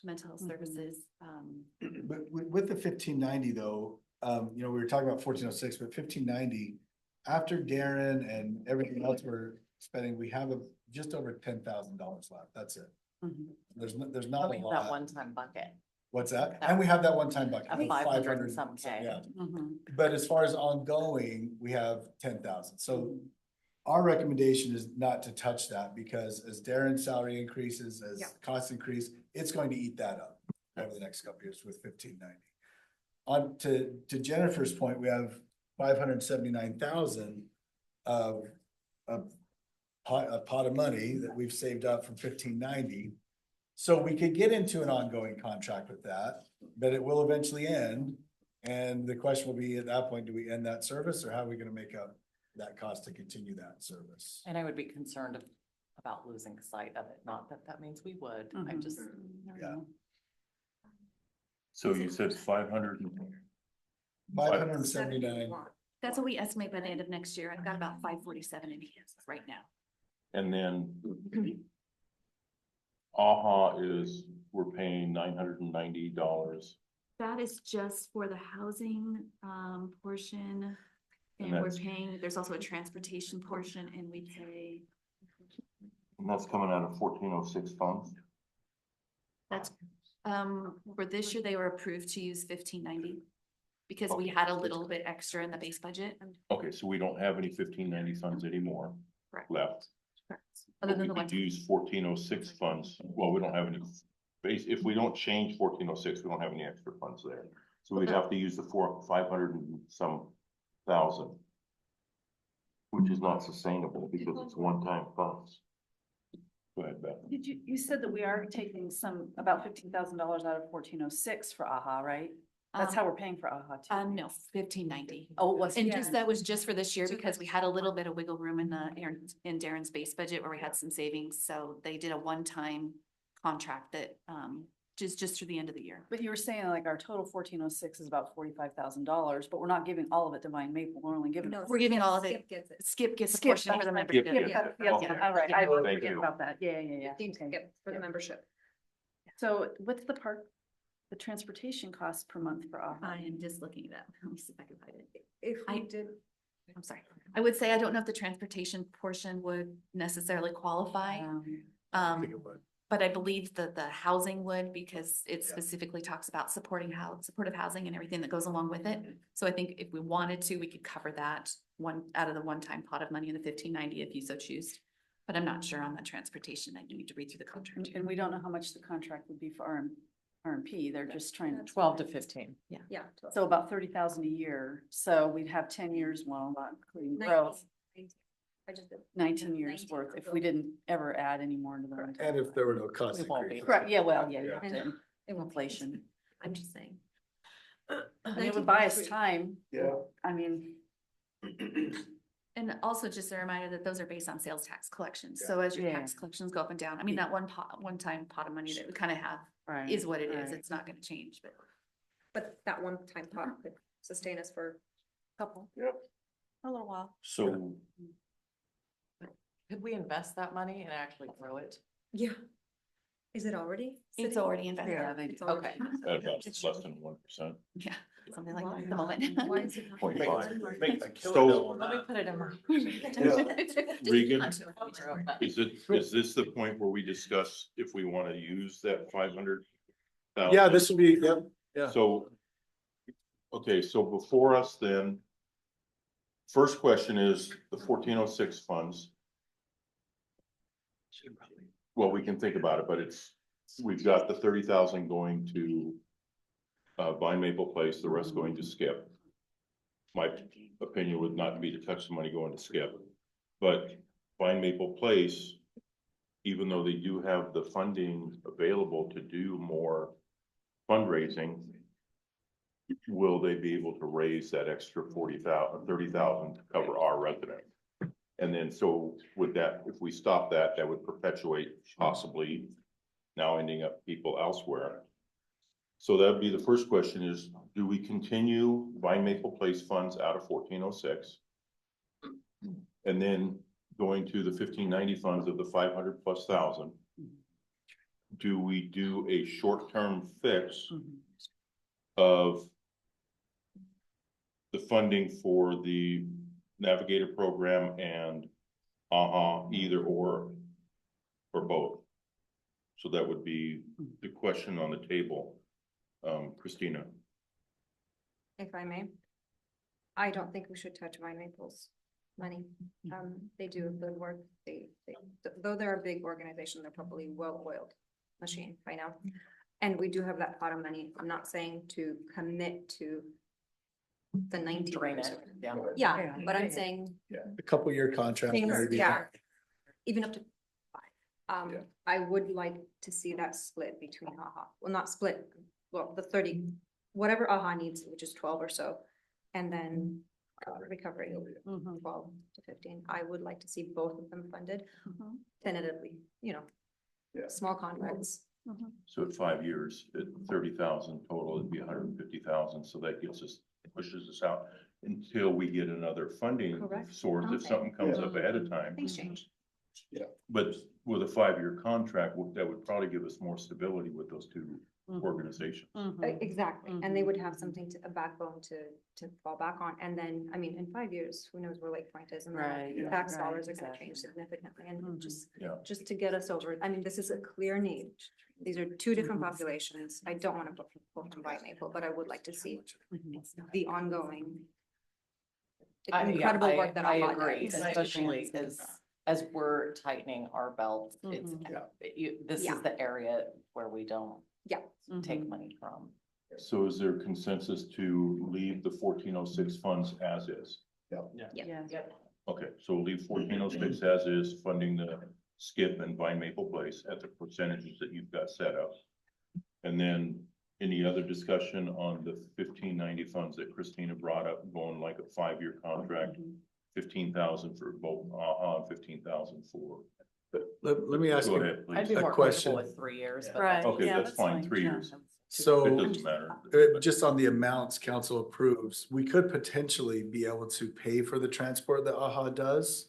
So it would essentially double, it'd be more like 30,000 for the AHA contract out of 1590 if we do that. So I just want that on the table. If you authorize it, are you willing to authorize The up to transportation. that amount, That's- right? To cover transportation and, So maybe Yeah, 3 that's years fine. is What better than. transportation? Tell me this. I'm sorry, Yeah. maybe Yeah. I'm clueless. It is. She was looking at It's the numbers. basically for them to come to Covington, pick up, offer transportation to clients to the supportive housing, covers their travel time and coordinating with Darren and then. gets people where they. How Currently, they reliable, don't do that. how reliable has AHA been at getting out here to pick up people that Darren identifies? Are they waiting a long period of No, time? they're reliable. Okay, AHA and Recovery Navigators. I feel like they've been both really get happy big with their contract, yeah. services. Yeah. okay. Okay, so 3 year contract and then doing with the funding, what you said, Regan, the 15 Recovery Navigators and 32. Yeah, to and if cover council's, transportation. if council's okay, it's going to be roughly those amounts. But if you set us an amount now and it's a little bit more, we'll have to come back to you for it, which we can do if you want. Or if you can just authorize, I mean, the contract would come back anyway, so. Yeah, Yeah. please don't have to explain this all to us. Yeah, no. again. Yeah, Only if it's a large increase, then yes. of But if course. it's just a it- small it's- amount. It's gonna be within, you could do not to exceed, 150 40,000 for. Yeah, for that's- AHA and, 20 for Recovery That- Navigators, That something like works, that. Christina. I know it's a one-time thing, but what are they getting paid right now annually? Is it the 40? It's almost, it's about $1,000 for each piece, the housing and the transport. A month. It's like $996 and $923. So they're currently getting a roughly 24, 25. Yeah. So if we can, and they are transporting. Correct. Well, that Okay. could give us one more bed then if we went up to the 30,000. Yeah. If- If they have needed. it. If we need it, yeah. I don't They know have that it. we need Okay. it. Could be part of the contract negotiations, right, to get to that. You Throw want another bed 3 in. years? Yeah. Let's hope we don't need it. That's right. Solve thank God they the don't. the issue of not having enough car parking slots. If we can refer more people. for No, better- This is Cars again, like a kind of different families, population as yeah. well. And they're not necessarily. I did talk to Julie after our meeting the other night, so she's going to recommend that the commission fund, if they want to do safe car parking, that they fund it out of their 136. But going through an organization and not. us. Absolutely, the city Yes, please. should not be doing that, yeah, that's why I made very clear. Regan, So- yeah, unless you Thank want a you. pager. Yeah, yeah. Is there consensus then to move forward with approximate 30,000 to AHA, 15,000 to Navigator program, give or take for about a 3 year contract, but we'll leave that up to staff to Yeah. negotiate that. Yeah. Is there consensus? Yes. Okay, we have consensus for that, Regan and Casey. Cool. Great. Done and done. When do you guys want to take a break? Should we Now? take a break now? Yeah. Because it's gonna get into a large It's conversation gonna get heated here. in a And minute. it's not on you, Adam, it's above your I pay know grade, Adam. Adam kind of represents King County in this room, so. Well, actually, we all kind of do, so. He's a Covingtonian, we love. Please. We did a portion of their right. But they're part of that, so we get them. All right. Turn it over to Chief. I'll do it actually. Oh, okay.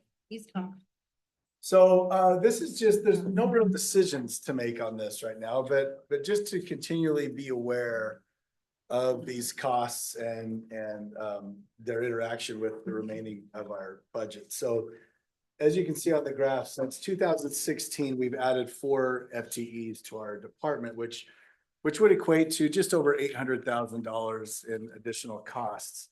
However, as you can also tell from that, our costs have gone up nearly 3 million during that same timeframe. So the services that we're getting, the overhead we're spending, just the overall cost, not just, these costs aren't going up because we're hiring new officers, just the cost to provide these services is increasing way too fast. So without the B&O, we would need to be making up an additional $1 million right now just to cover our police services for next year. So that's a big deal. As you already know, we did only budget 700,000 for B&O collections next year. Because we don't, you know, it's a beginning year, we're gonna have to be working with businesses to make sure they're providing it, doing it. We're gonna be auditing, like Casey mentioned, that new position. But we're hopeful that it's going to come in much higher than that, higher than the million even. Because as you know, that $1 million estimate did not include Valley and Multicare. And so I think we're in a good spot, but this is just to be aware of as we see those. And you can see there were kind of some steady increases, and then 2022 hit, and it's just been socking it to us ever since. So Jeff mentioned this a little, sorry, Debbie, go ahead. Oh, excuse me. Has King County worked at getting us projections beyond just the next year? Because it seems like it's always just a Surprise. surprise of what, you know, we're just kind of like. It's a surprise right about when we need to set the budget. Yeah, so they're not Let forecasting. me give you some highlight on that. So like in 2022, there was a contract with the Deputies Guild that was signed, which was a year late. So some of that increase was back pay because they had to substantially pay for not, and they've done this continually, not done contracts. This is the first time the deputies contract has been signed in as long as I've been on time. So they just signed a new contract. So the next 3 years is 4% a year for the deputies contract. So that part's locked in. And there's some other stuff that will increase a little bit more, but some of the other costs like radios, some of those things are just that we are paying out of the nose. I think radios was like a 60% increase. Yeah. We did go digital, so they're nicer, but that, you know, stuff like that pops up all the time. They're like, well, now we have to use these different kind of cars, and so that kind of cost gets passed on to us. And you can kind of see it. And so with inflation being bad in a lot of places, it hits really hard in a lot of these spots because other police agencies are looking for the same things we're trying to get. Joe? So just like a good refresher, the contract, how much is it per officer right now? Between 225 and 250. Yeah. And that includes salary, Everything. benefits, car. What about like car maintenance? Because we've all seen Chief drive. He's kind of rough on his car. When it needs a tune-up, is that covered That's in all that? included in the contract. It's only in one neighborhood, we have to worry about that. Yeah. Over by Cedar Heights. We just- When did we go from an elected sheriff to an appointed sheriff? What year was that? I think that was voted on in 2022. Yeah, I think the appointee took office in 2022. You're right. No, It yeah, was 21. yeah. Yeah. So the So it election voted in was 21, she took office in 22. Yeah. Yes. Interesting. Yeah. Beth, So when we're talking about the capital outlay projects, the camera upgrades and this and that and the other. Is she the one that sets that suggestion and then the King County Council ratifies it as they would with any budget, and or what influence do we have on that? If we need to pare back, I mean, there's always gonna be something that comes up, but it's not like that for everybody, and sometimes we have to make hard decisions of going, well, we can't do it this year. Is there any? Yeah, there's a lot of input. I mean, the contract cities, we meet with the sheriff often and, I mean, that's our message is you have to get these costs under control because, at a certain point, it's not financially beneficial for us to be with the county anymore. Mhm, And that's kind of the threshold that we're approaching. mhm, We're getting really close to that. right. Yeah. So, would would having, like, say, another city come on as a contract city lower ours, or would as we've all seen, the county just be greedy and keep us where we're at? No, proportionally, it would decrease the overhead costs Does anyone, to a does, certain Let's degree. go get some more. does anyone know of a city that could use the sheriff's department instead of their own city? Algona There is is actually a extremely city, happy. North Bend is in They're contact considering, with the county about. they used to be in the Yes, and contract. they They left. left the contract and contracted with Snoqualmie. Snoqualmie. And now they're considering coming back into the contract. So. Why not? Snoqualmie sent them a contract that was gonna be significantly Yeah. higher than, Mm-hmm. Oh, it's about money, right? oh yeah, it's Yeah. significantly Correct, more. otherwise. So, So we'll see where that ends up. And like Jeff mentioned a little bit earlier, you know, obviously if Burien were to pull, and that's a big if at this Mhm. point, that would change the whole landscape of our contract and we need to do a lot of reevaluation then. So I think I did share with council that I'd reached out to the sheriff and she said that she would be agreeable to mediation. I spoke with Burien yesterday and they feel like it's in their best interest to carry through with their lawsuit they have against the county. That's in Snohomish County, obviously, because it's, you know, can't be in King County.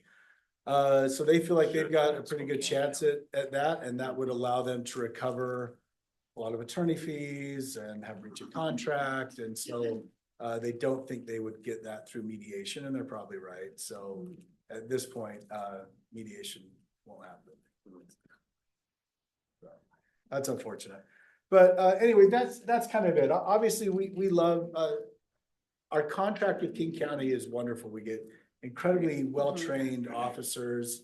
They're professional. They do a great job. They've got great resources. So it's a wonderful thing. We want to stay in the contract. But the costs, they've got to do something on it. That's a perpetual message we've been sharing over the last couple of years. It's not just us sharing that message, right? No, it's every contract, city, so. And it's not just what we're paying for the officers, it's all the other added fees on top of the administrative fees that they keep putting down on us. Yeah, like 2 years ago when we saw that 18% increase, you know, there were some insurance costs, there was the body worn cameras, there, you know, so those things add up as well. Yes, the administrative fees. Yeah. I would say the 7 to 8% increases annually are more going to be the norm over the next several years, because we have the risk management increase, but they have that as a set dollar amount and they're spreading it over the next couple of years, plus the 4% COLA. So it's still a chunk of change. It's $500,000, but I'm hoping that we don't exceed that. Hopefully we'll make that $500,000 up in the B&O based on what we forecasted. I'm door knocking. I'm going out. Yeah. I am. I I'm going. I'm not You gonna need to say sign I'm this finance director, form, I'm we're going. gonna come and ask for a check at this date and this date and this date. Well, we need to get like point retail.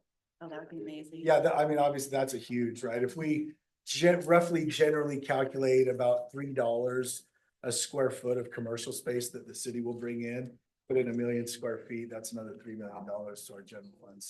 So that's a huge deal. We can go on a That's- retreat. That's big. We can get that. Now, we can start obviously, saving for that there's boat. increased costs to that too, right, for the city, so with In street Hawaii. maintenance and all that, so anyway.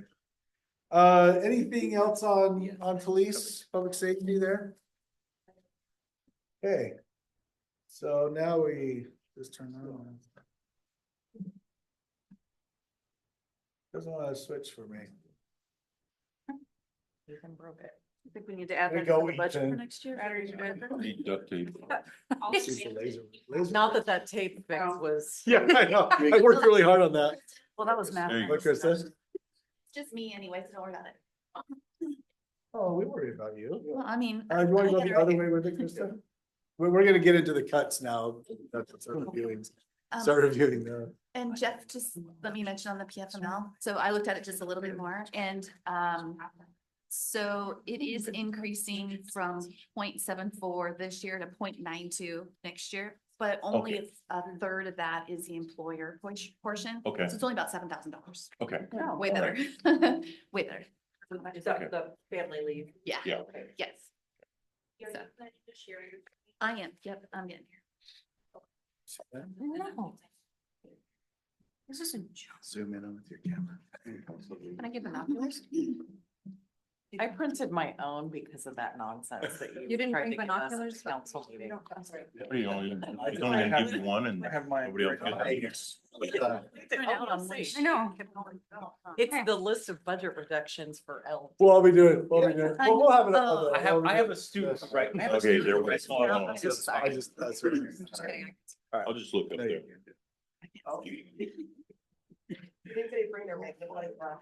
I know, well, it's up here, it's up. I have a student who writes smaller than this. This is fine.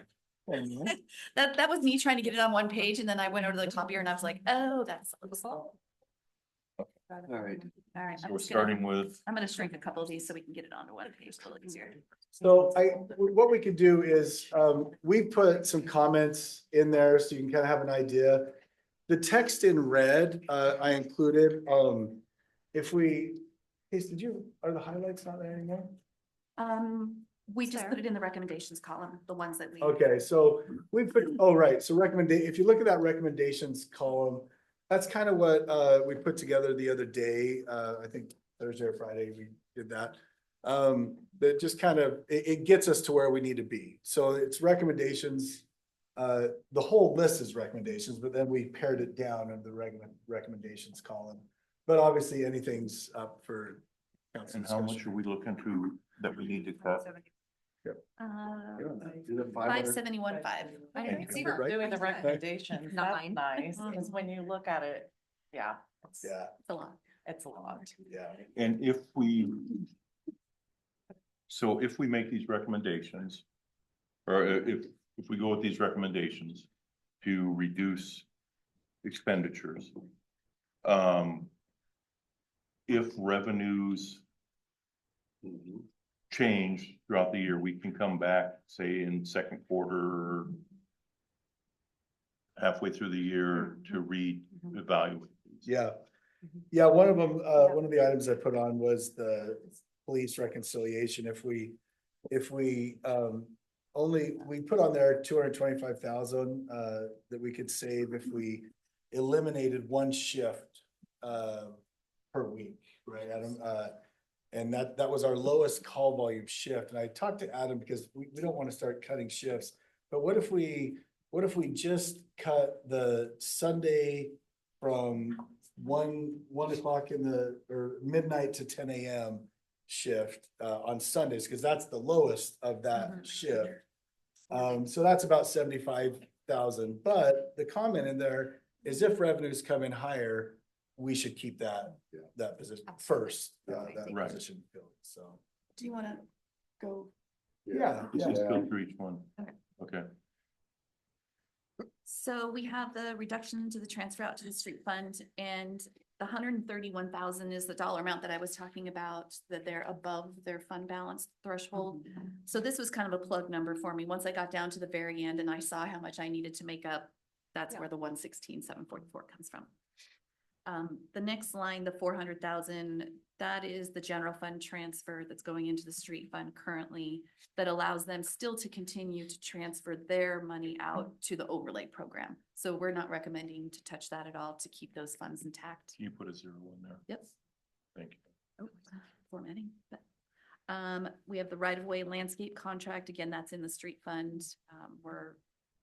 Don is very happy that he's finally gotten everything cleaned up and back to Yeah. pre-COVID.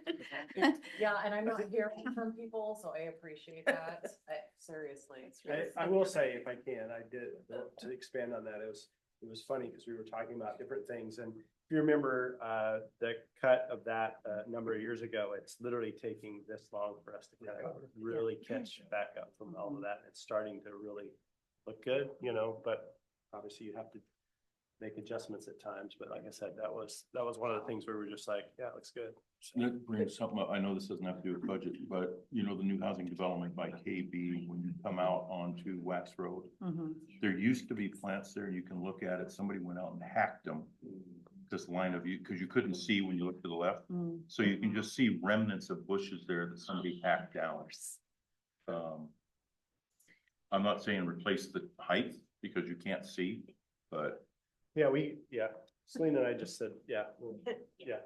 Noted. Noted. I got some photos out of it too. Thank you. sorry. No, it's all good. That's not a problem. Yeah, makes sense. Okay. Beth, No, it had to do with the other one. Oh, later. okay. Another one. Okay, and the next one we have is a code compliance officer slash admin. This position is currently vacant.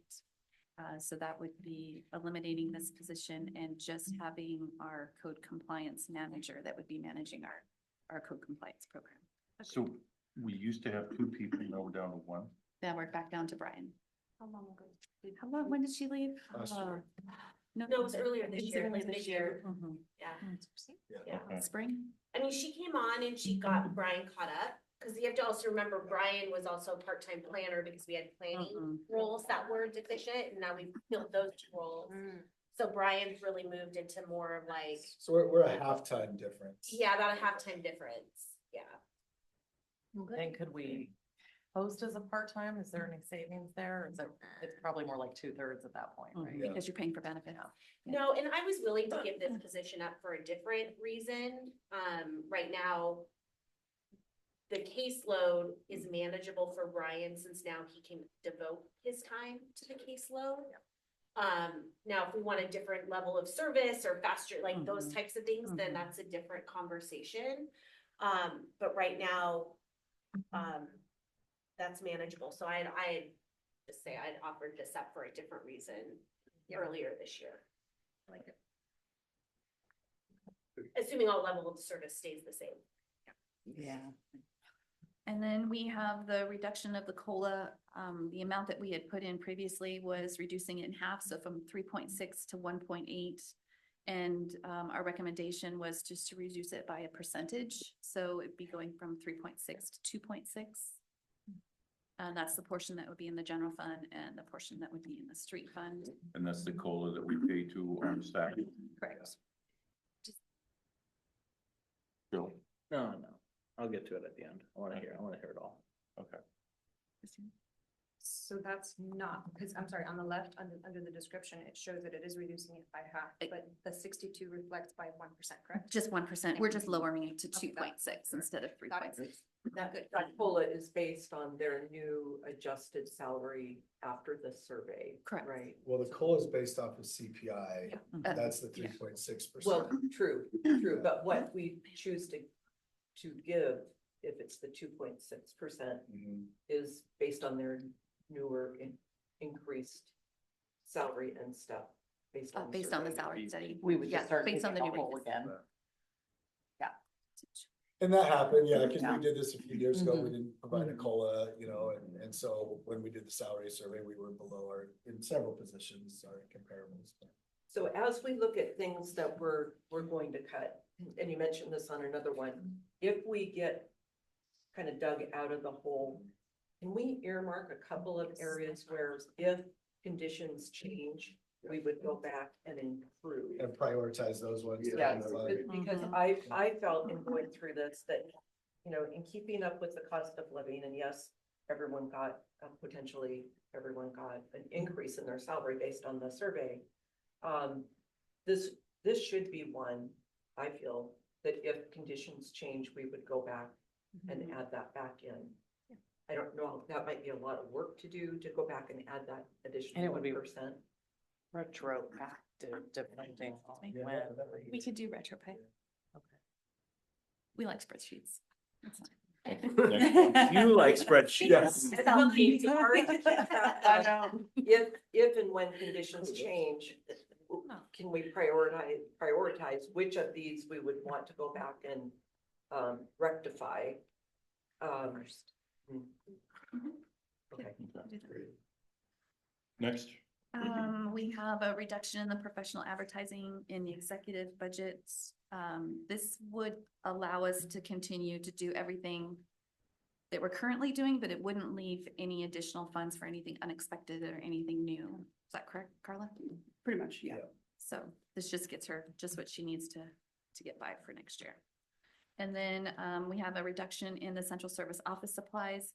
My guess is more people are remote. We're probably seeing a decrease a little bit in the supplies that we need. Reduction of the police services budget to account for part of the projected reconciliation. This is again what Regan was speaking to, where we get Part of the 400. generally we get some kind of reconciliation at the end of the year. This year we got 400,000 back. We're assuming we're gonna get that same amount After I spoke with the sheriff the other day, I increased it to 150. 100. I think that sounds safe. Let's Yeah. hope we don't get a rebate because we get officers. Yeah. That would mean that they have to have them by the end of this year, because the Right. reconciliation is for this totally. year. Okay. So I think we're safe for this year. Well, I meant for 2025, Yeah, because that's yeah. what we're looking at. Okay. Okay, we had the annual outdoor town hall meeting in here, with not recommending to cut it. The transfer to the public art fund, again, not recommending to cut it. And just as a side note, the current balance in that fund is, we've got a little over 54,000 in there. Human services funding, again, not recommending to cut it. Branding initiatives, beautification project for some of the downtown projects, not recommending. The mulch shrub bed maintenance, again, one of Don's things that he's just finally gotten back up to speed, not recommending to cut it. Art class program, Kids Fest, Covington Days Parade, and Covington Days. And this number, Covington Days, just as a side note, includes the overtime for the parade also, but Thank you. again, we're not recommending to cut it. The town center events, this year, like, we have back to school events, drive-in movies, Makers Market. Makers Market actually doesn't cost us anything. Not looking to cut that. Tree lighting events, concerts in the park. Oh, yep. Right there. Can I ask, what do we see a bigger turnout to? The tree lighting event or the concert? In the park? Concerts, there's like 4 of them. Collectively. It's Exactly. collectively it'd be the Concert. concerts. They're about 200 each, and that's probably about what we get to the tree lighting. And that's about. About 200-300. 500-600 tree lighting, Is it that much? Yeah. Oh. depending on the weather. Yeah. Wow, that's one time It's pretty busy at the, Yeah, that's surprising. yeah. Yeah, I feel like that. It doesn't feel like. And we did recommend to cut the concerts in the park from 3 down to 1. Let me, yeah, speak to that a little bit. So concerts in the park and the outdoor movies, you can see each concert, we're averaging close to $6,000 per concert. And the movies are 1,800. So, and we get about the same amount to each. So kind of, you might get a different audience potentially, but bang for your buck. My thought was there, if we reduce the number of concerts in the park and you still wanted to hold the same number of events, we could add some movies in the park, which are cheaper events. And we've in the past gotten grants for some of that programming, right? Was it 2 years ago? We were able to do more concerts. Program will help us. So $50,000 here and there, yeah.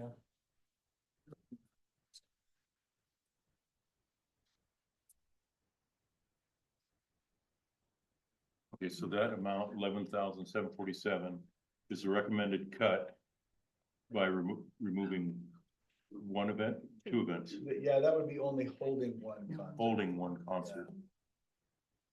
But then we would take it and move it to movies in the park because it's less expensive. I didn't add that in there, but if council wanted to have the same amount of events, we could add 2 more movies that would save you, Well, 5,000. oh, because those outdoor family movies are the ones in the park. Yeah, not the drive-in. Well, how much is the?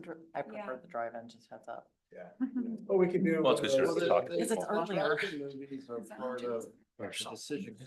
Yeah. We are planning on. And we funded, we still, is it 2 private movies? We funded a decision card for those. We only did one though. For next year, we're doing 2. Yeah, I think next year we're funding. How's the attendance at the outdoor family movies? I It's have honestly. it's never gone between 'cause they're so 250. late. It's similar to the concerts. Yeah, they're roughly the same. But they're less expensive than a concert. Yeah, for sure. I'd rather do more movies than Yeah. concerts. And they're not Yeah. taken out yet. They're not cut out of the budget. Okay, That was go ahead, Beth. Didn't last year we have, people sponsoring, and not, so like a business or, oh, I don't remember who These was. numbers include sponsorship projections. that Oh, we does, receive. okay, So so that's that- already baked into, this is the net cost. Okay. So what is the plain-up cost if you can't get a sponsor? Is it about double that? probably? For concerts, Say, yeah. so for concerts, we plan on $1,500 in sponsorship revenue for 3, so about $500 per sponsor. Okay, okay. Concerts are unique and they get that live music, right? Yeah, there's a whole different vibe to it. Sure. Yeah, you have to pay more for the talent Yeah. than just a movie license. Yeah. All right, And then you have You to wanna pay for. keep going down, Yep. Case, and then Next one. council can. Okay, Princess Superhero Meet and Greet, not recommending to cut it. And again, outdoor family movies. What's the attendance at the Princess Superhero? I think those are more at the different events that they show up. Well, they did. No, it's one Well, of that- it. It's one, it's the It's- one. What was it? Do you remember? Oh, it's quite, It was big, it's wasn't similar to like 300. It's very popular. Yeah, it is crazy. That's shocking to me. Yeah. It's in the summer. It's in the summer during the day, like you. Kids Fest or. They do bring, We do We need some, hot hang- we already have some. They have them at happening Kids for Fest, Kids Fest. It's kind of a standalone, it's kind of it's. a they're- selfie kind, like people go in and then they take photos with their kids and the superheroes. and Like things Disney like World. that. and the adults do as well. It's very. Adults popular. show up. It was 1 hour, I think, awesome. the first Well, year, great. and we had cars lined up. and people I will would say come. this last year, they actually brought in a bus of developmentally disabled Oh, no, that's. adults Yeah. that came in and they were so excited. That's Oh, precious. wow. I know, Okay, sorry. I know. They're all gonna hate me in a few But minutes. I was like, wow. Yeah, it was really cool.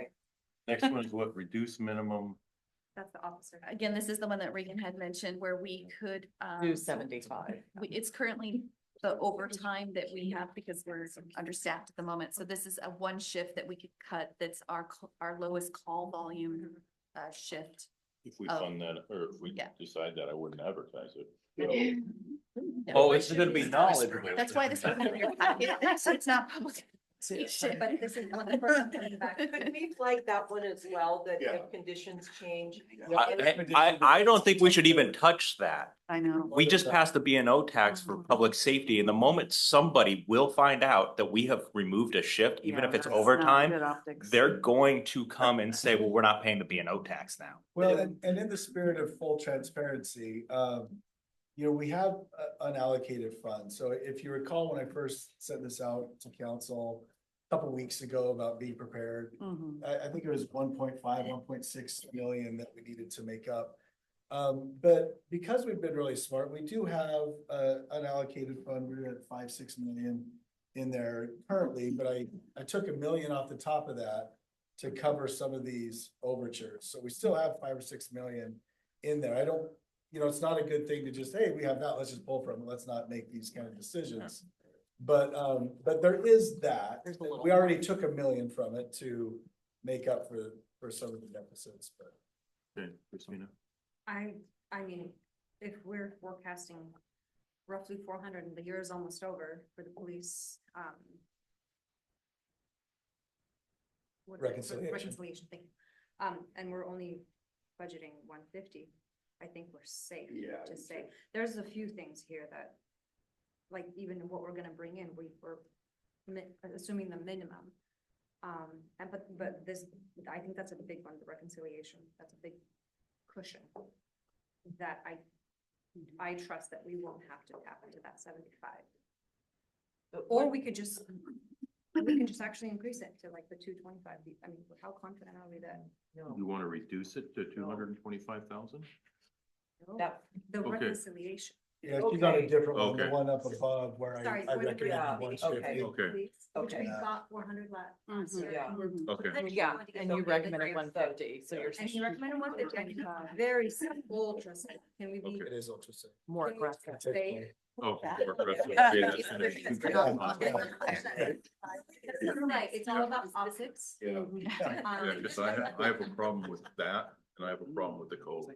Well, yeah, and I think both, to be honest, I think both. Go ahead, Beth, and then Joe. So I'm just gonna bring up something that is probably not gonna be very popular, but we've always funded our general fund at 20% reserve balance. Because of lots of really good reasons, if we're going out for bonds and such and this and that and the other. There are a lot of other cities that are going much lower, that have had to lower theirs from 20 to, I'll say 12, 13, 14, 15. If we decided to lower ours from 20 to 18%, that's another $360,000, correct me if you would want to double check that. We can work on that when we do the Right, forecasting. but that could potentially solve some of our, like the COLA and this and that and the other. I mean, I know it's not necessarily been popular because we've been very steadfast with that, but we still have a very good bond rating. Yeah. And if we continue to save at a reasonable rate, and, or 19%, whatever we decide we want to do, to make that whole for now. Yeah, we used to be at 10% actually, and it was maybe 5 or 6 years ago, I recommended to the council that we increase that to 20%. Just for those reasons, so we can keep our bond rating and whatnot. I don't know that going down a percentage or two is going to hurt us. The issue is one of, again, it's just, well, we can just keep doing that. Yeah, right? no, I So hear we're gonna you. do next year. Slippery slope. Sure. It can be, right? So you just, need to be cautious, Mhm. as you know, obviously, of that, so. But when we get to the forecast, we can play with that and see what it looks like. Joe? So I was gonna mention Right. the reserves as well, but I was also gonna say, and this is where I become very unpopular. I agree with some of the cuts that we've got on there. I don't agree with some that we have on there as well, like the 75,000 for reducing of officers.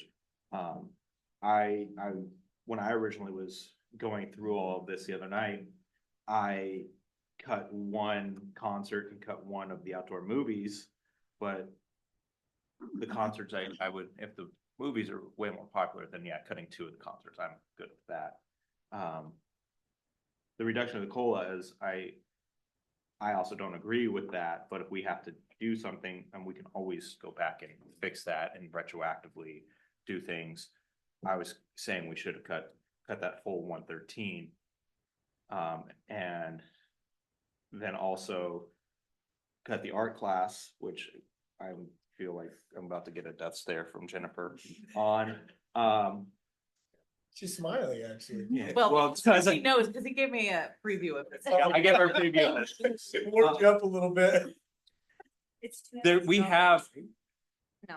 I think there's a possibility of finding sponsors for the parade. We could find sponsors for the parade and we can reduce our Are you our gonna do contribution. that, Joe? Am I gonna Yeah, find the so what sponsors? do we- No, that's what we have Regan for. So, But I also say we have to cut 15,000 from human services for a year. So I think people are gonna wanna talk about the human services discussion, but on the sponsors, so we can say, let's find a sponsor for a $2,000 event, right? It's a lot of work to go around finding sponsors. We got a sponsor pretty easily for the parade last time. Because the manager of the hospital and I were close friends and we were able to work that pretty easily. Multicare has not been involved with us lately and There's not guaranteed medical. they're not going to fund the parade. But I don't even think we get, in fact, they hate the parade at this point. Actually, they want to be in it, but they don't want to pay for it. Yeah, and they ask us to not do the If they parade sponsor it, we'll do the the last parade. 2 years. Joe? So There's your friend. maybe Toll Brothers will sponsor the parade. That's a possibility. No. There's Valley Medical, there's. I'll talk to work with Scott and Cambridge. Jeanette. I'll be happy to work. I would make these decisions based off of the possibility that there's no sponsor. Right. Right, that's what we have to do. Yes. I'll If we get also one add that awesome, we already get sponsorships for Covington Days, which Yeah. includes a parade, and that's baked into this about $7,200. And so Mhm. we're already going to the community and asking them for it. And I think that's the level that we can realistically expect. Yeah. Okay. That's good to know. Debbie? So one of the things, and this is unpopular too, but as I look, the town hall meeting, I look back at what did we really accomplish with that? We gave away free tacos and cookies, and from my perspective, most people came for that reason. They came directly to our booth, got their coupon, maybe mingled around a little bit. There were, I think we got some people by virtue of the people that were already there on the playground, and then the movie was coming. So if the movie hadn't been that same night, we spent $8,300 for what? I And mean, we did kind of have to force info out of people. You're right. It was more like they were. But I there don't for free stuff. think that's in this. That's why It we is. chose that night. It's and that's so, why we chose it's in food there to be to cut. get them there. But it's not. I mean, it's not, it's in there to not be cut, it's but for one the that same could- amount, we're gonna cut and reduce the COLA by 1%. I would, What I would recommend is that we cut the town hall meeting for basically the same amount, put the COLA back in at the full. So I think you're probably looking at the 8,798. That's just Yeah. the street fund portion. It's above, it's It's both of these Oh, combined. yeah, That's yeah, the yeah. general fund portion Sorry. is 62. Okay, well, But I just- still would like to see it. I mean, I just think if we're making some other, it's a lot of money for that event. yeah. But if we still wanted that kind of experience, we're gonna do, potentially looks like at least one more concert, several movies. We can have a council booth at one of those and do popcorn. That's, we already own a popcorn machine. Yeah. Right? And so that's easy. There's not a ton of planning that goes with it. And it'll cost us maybe $200 more. Yeah. And You know? get them to come up to us by giving them popcorn. Yeah, And then there you order. go. I mean, you're good enough in and of yourself. Dale, Other we're talking popcorn to Jeff, tonight, come popcorn. on. Princesses and superheroes. Oh, There you go. I've worn those superhero costumes. I'm just saying, Sean and Elsa is not a pretty sight. That'd be hilarious. Actually, all these. Beth? Oh, I don't disagree. I'm not saying we need to keep the, town hall on the, but we did get one commission member that applied because of the engagement. So at least Yeah. we did get something out of it, if that makes us feel better, like, still. Maybe we just need to look at creative ways of using what we already have to get that happen. I agree. So I think Carla and Ethan, if you guys just think about that, let's add an element of the city council at one of those events. We can popcorn out there. Will you approve purchasing of superhero costumes? Well, do we get to keep them? Yeah. We can keep them for use and for things.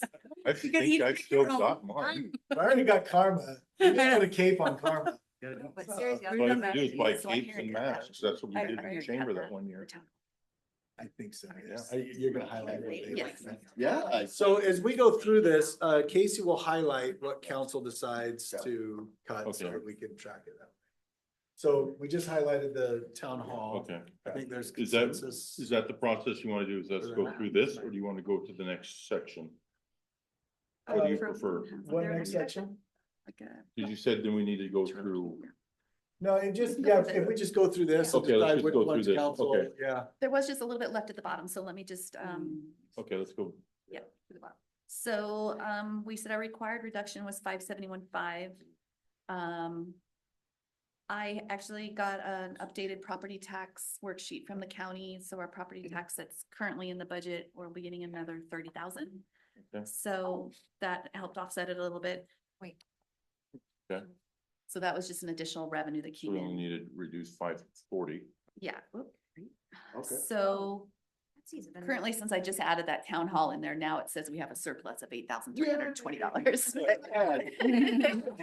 It's the one For a minute, thing. for a hot minute, that's. Okay, so let's go back up to the top. So let's go back up to the top and Discuss each one of these. But first, what time are you setting up that we want lunch? 11:30? Okay. so again, just as a reminder, the street fund one, this is kind of my plug number. This can go up or down depending on what we do in other areas. So this Although is, God doesn't want it to go. up. No, so this is the, Hey, this is the transfer from general fund to the street fund. No. We're gonna reduce it from 131, proposed reducing it. this one That's isn't a 100. transfer. This is actually the amount of money that they have in their fund balance that's above and beyond their 10% requirement. So, Okay. yes, So we're reducing their fund balance. yeah, down to what, down to their 10%. Okay. Take that extra We're not- 15 and go play the ponies. once So, a month, so that this way. was kind of our default one where they have 131,000 above their 10% fund reserve threshold. And so there's 116,744 in there because as we went through and gave you those recommendations, we needed that much to make up the rest. So that's why that. Now it would be like 108. Yeah, Yeah, yeah. So, Well- okay, so just leave it at the 116. We'll make it where we want it at the end. Okay, so that basically it's just been money sitting there for emergencies to use for projects that need to be taken care of in the street fund. Yeah, and it'll be, if a revenue comes in a little lower, expense comes in a little higher, that type of thing. It's just their savings account that they've got in the fund balance. Yeah. Sean? Could I make a suggestion that we adopt Christina's idea and go to the, what was it? the reconciliation. Yeah, and put that in, because that is going to, if you put in Change things. 250 or, yeah, 25. whatever it is, Yeah. that, because we're gonna be needling these little things here, but we've Yeah. got another 100,000 that we were looking at, so put that in now to start. And then see what our balance is at the bottom. So now go to the bottom, yeah, because, And take out Yeah, the but we need to 75. take out the 75 though. well, I'm just saying, yeah, so what I'm saying is. You put that in, it changes the dynamic a bit, from the bottom there, now you can, what? We only have $100,000. So if you take the 75 Hold on. out, we got a 25,000. Something's not adding right There there. we go. Yeah. That's why. Oh. What? It's because you added it, but then you took away the 75,000, so it's, Exactly. No, we didn't. it's We netting, took the 75 from the the police. police. yes. So why did that change the street fund? Yeah. Yeah, what? Uh, Because of the, Town center. because of the town hall, the Town hall, 8,320. No, no. Don't change the town. We wanted to leave the street fund as is. Okay. We raised okay, and then we raised, We raised this to 225, right, Yeah. and then we But got I- rid of the 75 but for I the took out the police. 75. Yeah. So then you're, What do we have? Yeah, what do we got at the bottom? 8,000, yeah, 8,320. that's the town hall. Okay. then that's the. Because town. there was 100,000 there just a Yeah. minute ago. Oh, yeah, that's because I Okay. didn't have the street fund in up above. Okay, so we're still 571,000 that we need to come up with.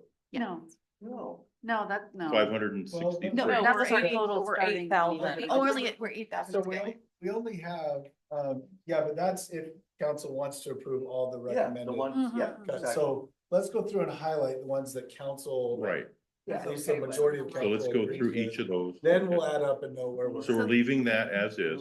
Mhm. Casey, do you Okay. have all these numbers? Did you change them or do you need us to? I got them on, Yeah. I've got them right here. I can put it back in. Okay, we're not Okay. doing anything there. Okay. Okay, right away landscape, we're not touching that. Okay, what is this that's currently This vacant? the- We're gonna leave that as is. What's the next one? The COLA? That's right. Okay, so leave that for right Yeah, now. exactly. Okay, and we can come back to that. Don't make it yellow though. Don't make Yeah, it- because we're not changing Yeah. anything, but we may. On both of those. So what's the 10,000 again? The 10,000 is the reduction in the professional advertising That's budget. fine. So that's yellow. But, so you make Yeah, it yellow. make it Okay, so we're doing. Yeah. Oh, that we're keeping that. Oh, okay. That's what they agree on. Means we agree. Okay, and you- Oh, well then go back up to that Yeah. one, jealous then, Okay. okay, Yeah, I got it. We got it. okay. I agree with that. Reduction of central, if you think we can get through with that, then that's fine. Yeah. We're good. Yeah. Okay, so 225, we changed that from the 150 to 220, so we increased it by 75, so we don't have to reduce The police. overtime, correct. Okay, Yellow. so make that yellow. We got rid of the town hall. Okay, what is? Okay, so you're recommending not touching the public art fund. Council fine with that? I am, yes. Human service funding, I I wanna know, cut it by 15. If we're gonna be looking at everything that's making things difficult, what does rest of council feel? I'm gonna be going with says that, I can promise you. Yeah, I Okay. think I'd rather leave it. for Okay, now. let's leave it for now. Branding initiative, we need that. Beautification project, what was that again for? I'm sorry. We're not cutting it? We're not recommended to cut it, and that is currently in parks maintenance, and it is to do some beautification projects in the downtown.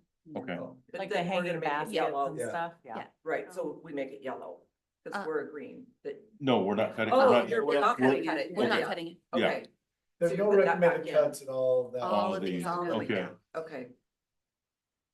So I'm just going through, see, and then next one is mulch bed. Okay, there's no recommended cuts there. Art class program. That's the program that's, at Cedar Valley? Correct. Okay, And do we? because that's the only one that doesn't have an That's right. art docent. This is, That's We why we're charge doing- for those classes. No, No, it's like an Okay. after-school program that's free for whoever wants to participate at it. and it's usually waiting list to get into it. So we're not think cutting so. it. No. Correct. The only thing we're Nope. cutting is if you see it, if you see a number in that column where We're the cutting. cursor Yeah. is, that's. what Okay. But I'm just I going think- through it in yeah. case council Sure, may yeah. wanna make a cut. Yeah. Okay, and then for $2,200 for 30 kids for all year, that's very reasonable. It's the only school in the Kent School District that doesn't have an art docent. That, Kids Fest. I personally don't wanna see that cut. We've got that back up. It's doing great out at Covington. Community Park, Covington Days Parade, Covington Days. And then if we I get, wanna cut the parade and see if- what we can do, but that's, If- again, parade hater. then, Fun so- walking in the parade, Joe. so with that, if we do have the parade, he doesn't need to walk in it. That's our cut. There we go. You realize I was, as much as I hate parades, it was my idea, we walk in it. Yeah, Alright. so we can cut the amount of candy. No, we need more candy apparently, because we all Okay. seem to give it up by I the know, time we we're get losing to it. Jamba Juice. Covington Days, that's up and running, town center events, so we're doing 2 events. Or is that 3 Three. events? Free. We pay for the makers market? No, we don't. No, No, we that's don't. done by the chamber. Yeah, Then but why we- did But- you say makers? But we That's pay our for- events, but, so some of them are third party, we partner with third parties, so like Yeah. if the chamber or somebody does like the makers market, but there's still staff. We sponsor, Yeah. we sponsor it. Gotcha. Yeah. Yeah, It's we're in our good, grant yeah. side. And We the, do cleanup and all of that. and when I spoke to every single vendor, they much preferred this location. And the layout and the advertising, of course, the weather had a lot to do with it, Yeah. but there's even more parking and stuff, even though I know there was problems in the beginning with parking, but Yeah, it wasn't bad at all. But Their it parking was- attendance, yeah. it was outstanding. Yeah. Okay, so no cuts there, holiday tree lighting, no cuts to that. Concert in the park, so we're cutting it by 11,747, so we're reducing it 3 to 1. from 3 to 1. Okay. And we can leave it up to staff if they go from a concert and put it into movies. Cause you'd gain 2 movies for 1 concert. Is that about what Well, it we is? should talk about that if that's something we want. Then that would be a. I don't think we need to Yeah. add any more movies. 4 movies is. Okay, Yeah, that's so fine. that would be, so with that, that would be 5, like after hours events at Sure. CCP. Mhm. And then 3 at 3 or Town so at center. the town center. That's- Okay, that's a that's- lot. That's good. I think that's fine. Yeah. That's my opinion. And of course, we have the park pop-ups. that we Yeah. do. Yeah. Okay. So- Yeah. during the day. Princess Superhero, we're You not, can make that yellow, Yeah, Casey. make that one yellow. superhero meet and greet, we're not changing that, unless we just have Regan show up in a superhero costume. You're my superhero. With the Uh, wig. Of course, I have to have the wig to be a superhero. This is more villain there. One of those, like a Captain America mask. It would be. With that little cap. Austin Powers? Yeah. Really? Yeah. You would be a Oh, great. but you have to say I hope Okay. it comes. It's Dr. Evil Dr. Evil, thank you. Watch it. with the cat. Yep. Okay, then we're not changing the outdoor family No. movies. You should highlight, or do we need to highlight the reduce? Because we decided not to cut. To reduce the police officer, reduce the minimum number of officers, so we But we're hold not, that. if we're not doing If that, we're not nothing. doing that. Okay, all right, so, okay, and then what's down below? Just the property tax, and now we have the surplus, which was the town, But then we also have the surplus of an extra 30,000 for the tax revenue. that's So- already included in there. That's included. This down is, here. this is the bottom So now line. we This have- is the- So with those that we just highlighted, we're good. We can add back in $8,320. Or I if can that's with adjust that COLA. street fund Yeah. transfer if you want. Yeah. Well. But the that's- COLA is that's only one 70,000. portion of it. The COLA Well, yeah, you combined. can't do all of it. You have Yeah. to figure out some of those. Because you have two of them, it's 70 something. 71,000. And you can't just The do one. small department. portion you're looking at is the street fund portion.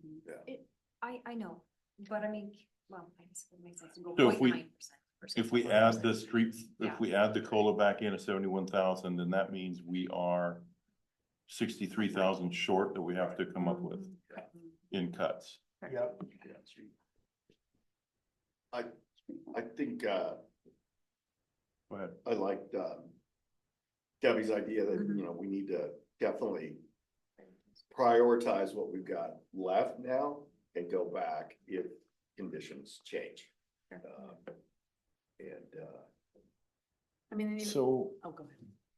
no, go ahead, Beth. No, I was just gonna say, even if it's not like retro, even if we decide 6 months in, we could do like a mid-year increase to get the COLA back up to 3. It's like add a Oh, percent. delay it. Yeah. Yeah, Delay. add it in. So in previous, I don't remember if it was the last time we didn't do COLA or was the time before that. Because I asked that question if we could do retro and I was told you can't do retro on COLA. That was, you weren't, that was back when Rob was finance director. So I don't know. No, I'm not, I'm just, I'm trying to think of a legal reason why that wouldn't be allowed. well, and things might have changed since then also. Yeah, what's that? I think laws and stuff might have changed Yeah, since then yeah. too. But I just want to make sure, because if we decide to cut the COLA and say that if the revenues change and that's the first priority we want to do, I don't want to make a false promise saying that we'll go back and do retro and then we can't. I'll Because that's confirm not fair to the team. I still don't agree with that. So then if we come in, okay, so It would probably require me to do a budget amendment because we adopt the COLA percentage as part of the Yeah. budget ordinance. It would. So Okay. I think I could just bring that back. But I'll confirm that with Mark. Okay, go ahead. how soon, I mean, how soon would we know how much we're reconciling with? Oh, We won't know that till the end of the year. Till the end of the year, but No, like, not until Well- like June 1st of next year. I think any of these, we're not gonna know until mid to 3/4 way through the so year. that's. The only how- thing we might know is, I've only said I'm gonna collect $350,000 for the first half, or the second half of the year for B&O tax. I'll know that, what I'm really gonna bring in by January 31st. So potentially I could bring you an update if it comes in double. And could we not take it out of the reserve? I mean, to Beth's point earlier, 20% to 19.5% still Yeah. rounds up to 20%. Because the whole retro. is- Yeah, I mean, if you're rounding up, then sure. Yeah. I mean, right? And I mean, why should the staff take a hit? Well, we when- wanted to make sure that we had some skin in this game as well, right? And so that was important for us. Obviously, that's not a preference for staff, but we get it. You know, it is what it is and we're all in this together. And if so. we don't have to do it on January 31st, that's fine, but I would prefer that the default be taking it from somewhere else We versus. won't know. And I will also say that if you don't want to adjust the fund balance percentage, if you want to leave it the 20%, when I show you the forecast and I show you Yeah. how much we currently have in unassigned fund balance, that's above and beyond what we're required to have. If you want could to pull dip 60 in something by from that. 60, 70,000 additional into that, it's not gonna make or break us, so. Right, that's what I'm thinking. It would be. don't want to be doing that year over No. No, Yeah. no. So if we, let me see if I'm following, if we decide to not do the recommendation of the 71,000 of the change in COLA and keep COLA as it is, If you take that out, that means we're gonna be still 65,000 off. Which still doesn't make it fiscally responsible, because we're supposed to have a balanced budget. But we can always come back and change the fund balance from 20 to 18, or whatever it takes. Or look at that, which helps in your department, that not having to go back and do retroactive. Yeah. It helps with staff and team, not having to worry about, am I gonna get retroactive? And we just had a salary commission come through and give and readjust ours. I don't feel comfortable doing a COLA Well, cut. and we're going and digging the hole that the step just fixed. Right. Yeah, So, Yep. so there's three options. There's, like Beth mentioned, we could decrease the reserve threshold that we have, and that could easily make it up. There's the unassigned fund balance that we have that we could easily pull from, to make up that 60, what is it? 64, 67? 63, yeah. 63,000, or there's the increase to the streets that it's at 116. The 14,000 Go to the 256. top. Yeah, 14,256 is the difference. Do the 131. Yeah, so it could be added, to that.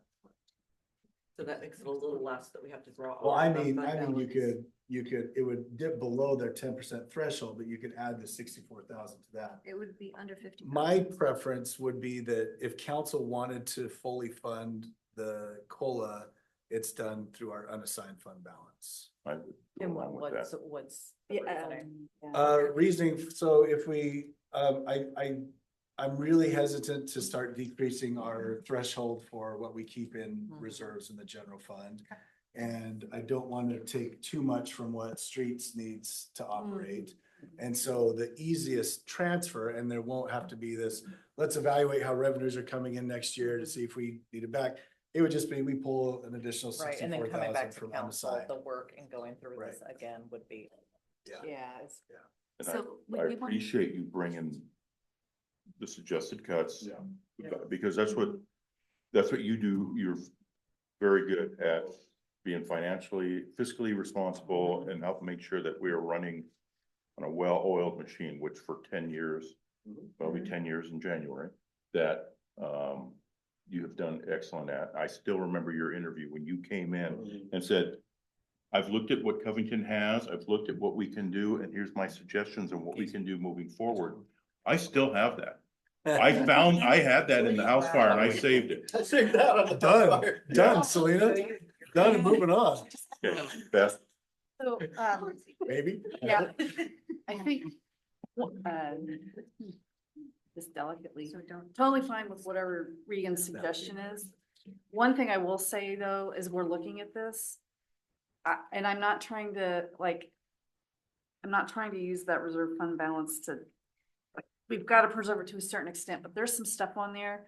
Like, I personally, given how everybody's talking about codes and having issues with code enforcement, I don't see us holding that spot another year. I don't think it would be, our residents want it, we're growing, we're gonna have a lot more people here and we're gonna probably need.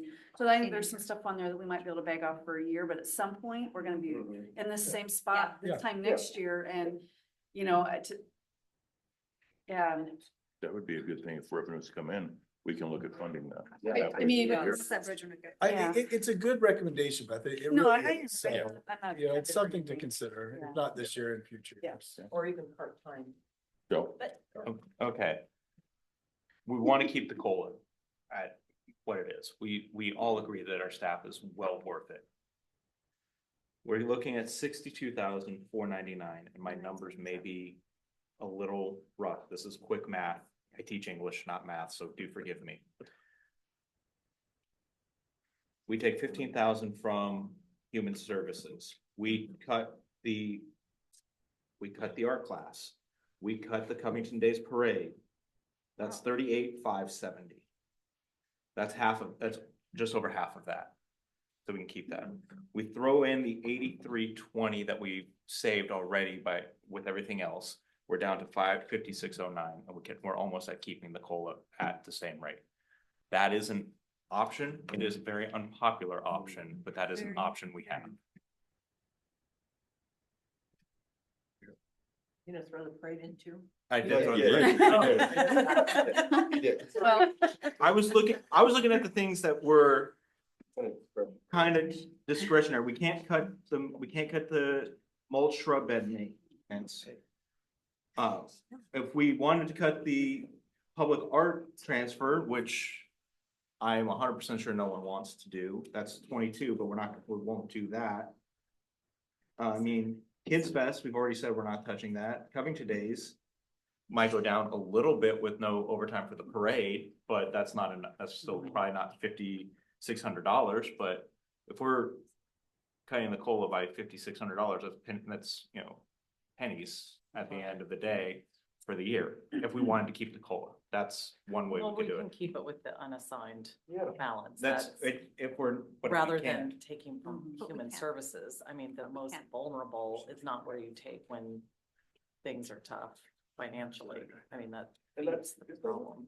kind of these reserve funds are for. Right. Is when we, you know, We're so we've good done, at this. we've Yeah. done this in order that we would have Yeah. these Can't cut it. balances. But these are our options if we don't. Yeah, no, we could, exactly. Yeah, no, I totally agree with you. We could cut all of those discretionary things. So we have, in our reserve fund, we have 20% of our general fund plus the additional unassigned, which is, How much? it's just over 5 million. I think, yeah, I think. Yeah, we're Yeah. fine. Yeah, I think we take. Because it's just a one-time thing. Yeah. I do like having that I know. sitting back. I there. know. I know. No, I no. get I it. hear you. Well, it's an Not emergency at the fund in expense case. of your team's It's salary. emergency fund until the state says, Yeah. here's a new Let it mandate happy. that you have to find I money wanna keep for. our staff COVID happy. Yeah. That's where you get your Okay. money. Happy staff, happy Buy life. buy land. Okay, Beth, No, I was just gonna say, I know that, like, I- that's the whole point of this, so it's everybody and hear all these. Yeah. things. Yep. And some of them are really crazy ideas, that's what we talk about, we figure out. that's why we're here. Yeah, Yeah. and so, I think I like the unassigned balance one, but. I like. So, okay, can we go back All up right. to the top again? Casey, can we go back up to the top again? It's just, I okay, wasn't sure on this one. I put in the full amount. yes, oh, Okay, but I can put that back down to what it was. So back if down we to the keep that at 116. 131, it's only 48,000 that we need to pull out of Oh, we're doing that. unassigned. We are taking the 131, yeah? so we want to leave it at 131 instead of the suggested of 116? You came to us at 116. Up to council, but Yeah, that was Will it just, make a difference for street? For Don? it'll make it $15,000, not a Yeah. big. Chances we're are. not- Just leave it at the Yeah. 116. Okay. Okay, so we've got 116. Council good with that consensus? Yeah. Yes. 0 on the transfer to street fund. Council's good with that. Well, let's just go with the ones that are highlighted. Yeah. yellow. Okay, code compliance officer, we're leaving that for the time being. Yeah. So we can look at that. We're going to fund the COLA. Mhm. We're going to reduce the $10,000 on professional advertising. Council good with that? Yeah. Council good with the 5,000 on central services office supply cut? Yeah. Changing the reduction to 225 where we maybe get 400, Yep. okay? Cutting the outdoor town hall meeting of 8,300. Then we go down to, I know we're skipping the 2 suggestions from Joe. Does anybody else want to do cutting human services? No. Okay. Does anybody want to cut the Covington Days Parade? That was the next, or the art class? Anybody want to cut the art class at Cedar Valley? No. No, okay. Anybody want to cut the Covington Days Parade? I know I'm wanting to make sure there's consensus Yeah. with what Joe We're brought not up. be more sympathetic to that, but Okay, I'm not gonna die on that hill. all right. We're not, no, there's nothing about Covington Days, Town Hall Center events. Then we come down to the concert in the park. We're gonna cut it by 11,747. Is council good with that? Yes. Okay, and then we are going to fully fund that minimum number of officers. We're not going to cut it by the 75,000. Council's good with that? Okay, and then, so that brings us to 62,977 that we're gonna take out of the fund balance. Reserve fund balance. Unassigned, thank you. Unassigned, not- Okay, is there council consensus on that? Yes. Okay, Yes. Can you go through it one more time, just to make sure? I had a hard enough time doing that one. My head is not doing well right now. Yeah, the recording. Yeah, please. Okay, so we have that. Supply drive for. Does Yeah, that give you, that's great. okay, Good. what's next on our agenda today? Next, we'll be going through the forecast, so we want to talk about when you want to do lunch. You wanna do lunch now before we go into the forecast? Is lunch ready? Oh, okay, let's break for lunch for 30 minutes. Let's just. Because all we have left is forecast. We could do And like then deliver. 11:30, start up again. Okay, we'll break till 11:30, so 40 minutes.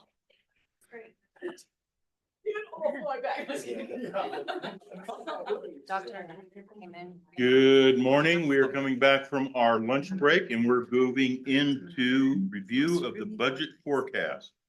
So I start with the general fund and I've already gone here.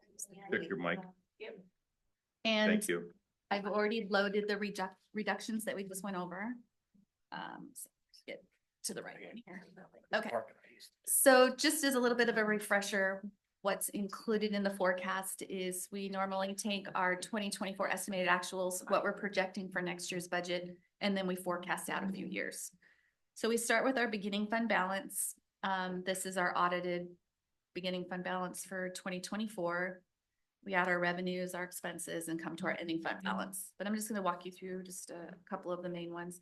Some of these we already did during the revenue hearing that we had last week. So some of them may be somewhat familiar. Sales tax, we're actually projecting a little bit of a decrease next year. Our contracting has kind of dropped off, so we're keeping that just a little bit lower for next year. If more comes in, that'd be fantastic, but just to be a little bit more on the conservative side. For the property tax, this now includes that $30,000 increase that I'm gonna put on the changes worksheet that I just got from the county last week, so I'll go ahead and make that change. Our utility taxes, this is one that I'm a little disappointed in and how it's coming in with our new utility taxes, our water and sewer. My water's coming in great, but my sewer is coming in half of what the Sioux Creek projected for me. So I'm keeping an eye on that. I've already sent an email over to their finance director. Haven't heard back from them, but that is coming in about half of what was projected. The B&O tax, as Regan had mentioned, we're kind of keeping that on the lower side. We had talked with some of the cities that just recently implemented Tukwila and Auburn, and they said the first years of collections were rough. So they've actually grown their staff by double, triple in some cases to go after folks for auditing and things like that. But they have a lot bigger cities with a lot more revenue that's coming in to cover that. And rough because businesses are just Not aware. not understanding. Exactly. Process, yeah. Yeah, it's a lot of outreach, a lot of public outreach. And I'll so- give you an example. So, CDIS, we have our B2B, our business to business. So when I went on my last walking route a month or two ago, I took around the postcards that we mailed to every Yes. address. But those went to the corporate offices. So when I met with the managers and shared that, they're like, we've not heard a thing about this yet. Right? So on the local level, they still didn't know that it was coming. So there's a learning curve with this. And I'd say we mailed out 3,000 postcards and I probably got 800 back. Yeah. And those were all bad addresses, but those are the addresses that they have on file with the Secretary of State. So I assumed those were the correct addresses. But so we've done a massive project where Jasmine, the admin that Selena was alluding to earlier, went through and looked up every single one of those businesses, tried to find their websites, tried to find their, so we could get some better addresses. And everybody does think I'm joking, but I really am gonna go door to door with a flyer, at least hit all of our businesses, our core businesses downtown, try to meet with their finance folks, at least, Multicare, Valley Medical, at least the big ones if I can. But, Well, and even the smaller ones, like I yeah. got a Oh, I'm question from a going all very of them. much like, sole Yeah. business owner and they had questions. And I'm sure this is brand new, right? Like, how would they know what to do? Yeah, luckily they're already having to do it through the state, so it shouldn't be new, unless they're a smaller business and they get a credit and they're not paying anything currently, but they do have to pay state B&O and it's basically the same criteria. We have maybe some different exemptions and deductions and things like that, but it definitely shouldn't be a new process for them. So we kept that a little bit low. We're hoping that that's gonna come in quite a bit higher, but just to be on the conservative side. Local criminal justice, those are some state shared revenues we receive, licenses and permits. Some of the stuff I already went over, but that's like business licenses, things of that nature. Intergovernmental revenue, again, those are some of the state shared revenues, the liquor excise taxes, liquor profit, marijuana excise, as well as any grants that we receive in the general fund. Charges for services are all mostly our park user fees, so athletics, aquatics, recreation, those are all our user fees that come in. Fines and forfeitures are our court fees. Oh, sorry. Charges for services. That is our interfund service payments and our central service payments. Those are, interfund service payment is the general fund charges the street fund, development service fund, and the swim fund for any part of general fund services that they need. So I charge them to do their payroll. Mark charges them to do their legal, Noreen charges them to do their HR, and Regan charges them for the management of their fund. And then separately, we have the aquatics fees and the athletics and recreation fees. Miscellaneous fees are our interest income, and you can see this year I'm projecting 880, and next year I'm only projecting 428. Every time the Fed decreases their interest rate, it cuts my interest rate by quite a bit. So that's building in the projected rate increase or decreases that they are planning, or we're hearing that they're planning on doing. If we get more, that would be great, but we've had a fantastic last couple of years with interest income, and unfortunately that may be starting to come to an end. Oh, just oh no, it's on the expenditure side. I just wanted to talk about some of my inflators. Just a few tiny little transfers in. One of them was the public art fund that Ethan was talking about. That was the $1,500 for the chalk artist. That's in the CIP fund. We actually pay for the expenses since it's not a capital project. We pay for them in the parks. Operating budget? Yes, our operating budget. So we just do a little transfer to cover that. Okay, salaries and benefits. So here's where I've made a little bit of an adjustment this year in my inflator. When we did the salary study, prior to the salary study, I would say 90% of the employees were maxed. They were at the top of their range. The only thing that they were getting was COLAs. They were no longer getting step increases. So we had this a little bit lower for the inflator. Moving forward, I only have 3 employees now that are maxed. Most everybody has at least a step or 2 left in their range. So I'd make some kind of compensation for that in here because that's a lot of staff and a large percentage. So I increased this a little bit, not a ton, but a little bit by a percentage, and kind of look to see what we've had for COLA over the last 10 years. And that has been 3.3% average. So I just increased that a little bit. Same with the personnel benefits. So the personnel benefits, I increased again by a percentage because we're running about anywhere between 30 and 33% of our benefits to our salaries. So whatever my salaries are, my personnel benefits are usually between 30 and 33%. So I had to just increase that a little bit to keep up that ratio. Not a lot of changes in supplies. Other services and charges, we've talked about our biggest other services and charges, that's the police contract. So that includes those changes. Debt services, city hall, and any copy machines, things like that.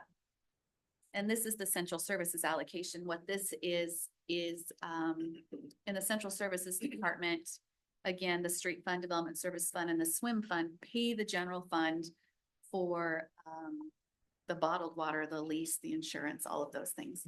So this is just the portion that comes in from those departments. We have to show it a little bit differently than the interfund. It's a direct reduction to the expense, whereas on the interfund, you show just the revenue. A little confusing, but it's an accounting rule we have. The operating transfers out. So this is just the street fund and the public art fund, which is a little bit of an inflator moving forward for a population increase, as well as just some inflation increase in the street fund. And then here is the reductions that I put in. So the 479 plus the 30,000 in the property taxes. And that gets us to, we were mentioning, it was 1.57. We were comfortable with $1 million. Now it's $1,063,000, and that 63,000 is the COLA. Can you make it either bigger, or I can't see the red on the black very well. I mean, I can see those. Is that better? Yeah. Like bigger like that? Yeah, that's helpful. Thank you. Still. Well, It's still hard That's to okay. see. I have a hard time seeing anything that far right now. You can change it. It's just like the You could have it I at think it's the 200 font. contrast. Can you make it white? Whatever. Yeah, Okay. 2133, 1043, 63. or 1063, and 1439. This is moving forward. It's just the contrast, the red on the black. Yeah. Otherwise. It's okay, we're all doing eye exams right I can make it or something. What's your I could change those to white. Would it be easier if it was white? Yes. I don't know if it'll let me Or like- do that because of the accounting, like. Yeah, just leave. Otherwise it'll mess your Yeah, stuff up. yeah. You're fine. Okay. It's just us.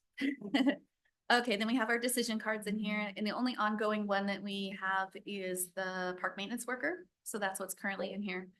And they have some one-time setup costs, that's the 7,000-ish, and then the 100,000 is Selena's legislative mandate funding. So parks maintenance we're in the general fund? We are in the general fund, Okay. so that's the one parks maintenance worker. I'm gonna make this just, sorry, Beth. Yeah, no, that's fine. Just a little bit smaller so you can see just at the bottom line, and then I'll. Well, call it out, Beth, and we can point it out and tell you what it says. You guys are kind of far away, so. Okay, so then we get down to our reserves. We've had these built up for several years. Some of them we've started to draw down significantly. Some of them are still rather healthy. So Aquatic Center, we've got 1.4 million. My debt service, I have 827,000 in there. And what this number, how I calculate this number is, I look to see how much I have in cash in my REIT fund, because our REIT fund pays for our bonds. And this 827,000, if I didn't receive another penny of REIT from today until my bonds were due to be paid off in 2027, I'd need $827,000. So every year I kind of ratchet that down based on how much REIT that comes in. So I've already received another $80,000 in REIT. I could ratchet this down if I wanted to by that dollar amount. So I just ratcheted it down based on the cash. So we're super close to having all of the cash put away to make our bond payments until those are paid off in 2027. Yeah, it'll be really exciting. And we did pay off our Public Works Trust Fund loan this year too. And do a retreat. And then we have our HB 1590. The HB 1590 is made up of 3 different parts though. So this has that one-time pot of money that's the 40%. And then it also has the remaining 60% where half of it goes to SKIP and half of it goes to some other future construction project. So that's just everything that we have in there currently. Parks Reserve, we have about 618,000. I will say, it looks like we have 618,000 on paper, but it's currently earmarked for projects. Most of those have already come back to council, and we keep a running tally of everything that's earmarked for the future, but we haven't spent it yet. I think you have about $5,000. Does that sound about right? Yeah, it's pretty. So nothing. But the good news is we've got it put away. We did add a new one this year for the police contract reserve, 81,000. That's what we have heard from the contracting unit. That's going to be our portion of the risk management services that we will potentially get hit with, but they don't know what. This is an estimate, and they wanted me to hold it until they get the final numbers presented to us. So I thought that was up and down. it usually goes down, honestly. And I thought, I misunderstood, but I thought their risk management was baked into our contract rate. It is, but they're asking cities if they'd like to go with a 3-year spread or a 5-year spread. And if the majority votes for a 3-year spread, it will increase my amount for next year, which could be this 81,000. So right now the contract is based on them spreading those costs over 5 years, I believe. And so it's a lower dollar amount, and they're asking the cities if they would like to just get it done with. Like, do you just want to spread it over 3 years and let's just be done with this? And if they do that, then that'll be a little bit bigger of a hit for me. So I'm just reserving it just in case that's the way it goes. Town Center Reserve, we have about 600,000 left over. And then Vehicle Reserve, got about 126,000 left over. So my total reserve fund balance is 5.5 million. My total unassigned fund balance is 10 million. So together I have about $15 million of fund balance in the general fund. our fund balance target is 20%. So this is actually my target, 3.8 million. I have 15 million. We're in great shape. Even if I just looked at what's unassigned, I have 10 million in unassigned. I only need 3.8 million, still in great shape. So this is just the margin. In total, I'm $11 million over my minimum requirement. But if I just look at what's unassigned, if we just take all the reserve out of the picture, we're not gonna touch that. I'm still $6.2 million above and beyond my required fund balance. And kind of how Beth was mentioning, if we wanted to decrease that, I could decrease this to 19%, let's say. But since we're so far over right now, it doesn't really matter right this second. It would matter down the line. We would say about $250,000. It would be lower than that. Like this number right here, this 5192 that shows in the red for my requirement. If I reduced it to 19%, it would go down to 4.9. I would only be required that. So it makes a little bit of a difference, but not currently because we're so far over the 20%. But I will mention, we are so far over the 20%, but we are deficit spending. Right. So another thing that I think Beth mentioned was we could be back in this situation next year where we come back to you and say, okay, B&O maybe didn't materialize like we thought it was going to. We're hoping it's going to. I don't want to manifest that into the universe, but we may be back again next year just to go over things again, but like we are. So that's kind of how the general fund is looking. Any questions on the general fund? Yeah. Out of the 1590, 60%. Do you want to see the breakdown? I have it open. Can we see what we have left after allocating 50% to SCIP? Okay, so this is my scribble, so You're good. I just want to listen. so if I'm looking at the 2025 budget for SCIP, I mean, not SCIP, just in total. In general, we should have a reserve. Yeah, so let's see. This is how much that comes in each year. This is my beginning balance. This is how much is dedicated to SCIP. So it's half of the revenue that comes in. Well, it's Or half of 30, the sorry, 60%. half of the 60, so 30%. The other 30% I just continue to reserve. You see this? Yeah. And then this is Darren's base budget. I mean, sorry, this is the 40% that we allocate towards Darren's base budget. This is how much his base budget actually is. So this is where we're coming in with that $10,000. Okay, so what I'm focused on is the remaining reserved. This for one? construction. Yep. That's not total. That's what we're anticipating for 25. That's just for What do we 25. have currently in the reserve for? Million construction? 47 $1,047,000. for other agencies other than SCIP. Correct. Yes. That's after Well, SCIP's portion is taken out. Council could give it to Skip if you wanted. Sure, but sure, sure. that was- Totally. yeah. No, I'm just curious what we have left and how long we're gonna sit on it and, just to know Yep. like what we have in another pot of gold if something should arise or that would be a good idea for us to. And then how SCIP works is whatever I collect in 1 year is what they get the following year. So they're always 1 year behind in Mhm. kind of collections. Yeah. I mean, they're getting something annually, but it's always based on last year's collections. And then I guess here's my question. Do we know of any organizations that, besides SCIP, obviously, that are like, what's right here by US Bank? UGM? Yes. that's gonna. Is there anything from this that we can contribute to them because there is a structure that is coming I out? would think so. Yeah. Depends. Have they asked for funding or did they have? No, I'm source? just thinking, Like ahead. incentives for these Right. partnerships with well, I mean, we're sitting on organizations this and that, yeah. I would provide like to this think type that of we're gonna service. contribute towards something that's in Covington. Yeah. Instead of giving it away to SCIP, which, I mean, I'm glad that SCIP's doing what they're doing, but if we're sitting on this much money and That there's they could already use something being structure in built, their I don't their care if they're asking or not. We have this and the state says we have to divert it to a structure that is going in. Would that be something we want to talk about? Would it expedite their timeline maybe? I mean, anything.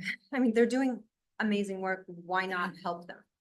We are required to help somebody do something. Mhm. Can't use it for anything but. Exactly. We can't use it for anything, but why not help them? So I don't want to dive too much into this Yeah. because future us is going to talk Sure. about this, but as part of, all of the things that have rolled out, there's a couple things that, cities will have the option to do. So cities will have an option to eliminate or reduce impact fees for affordable housing, more so than what's written in the law now. So those laws were passed in 23. The way the law was written, though, is that money still has to be paid for by the city.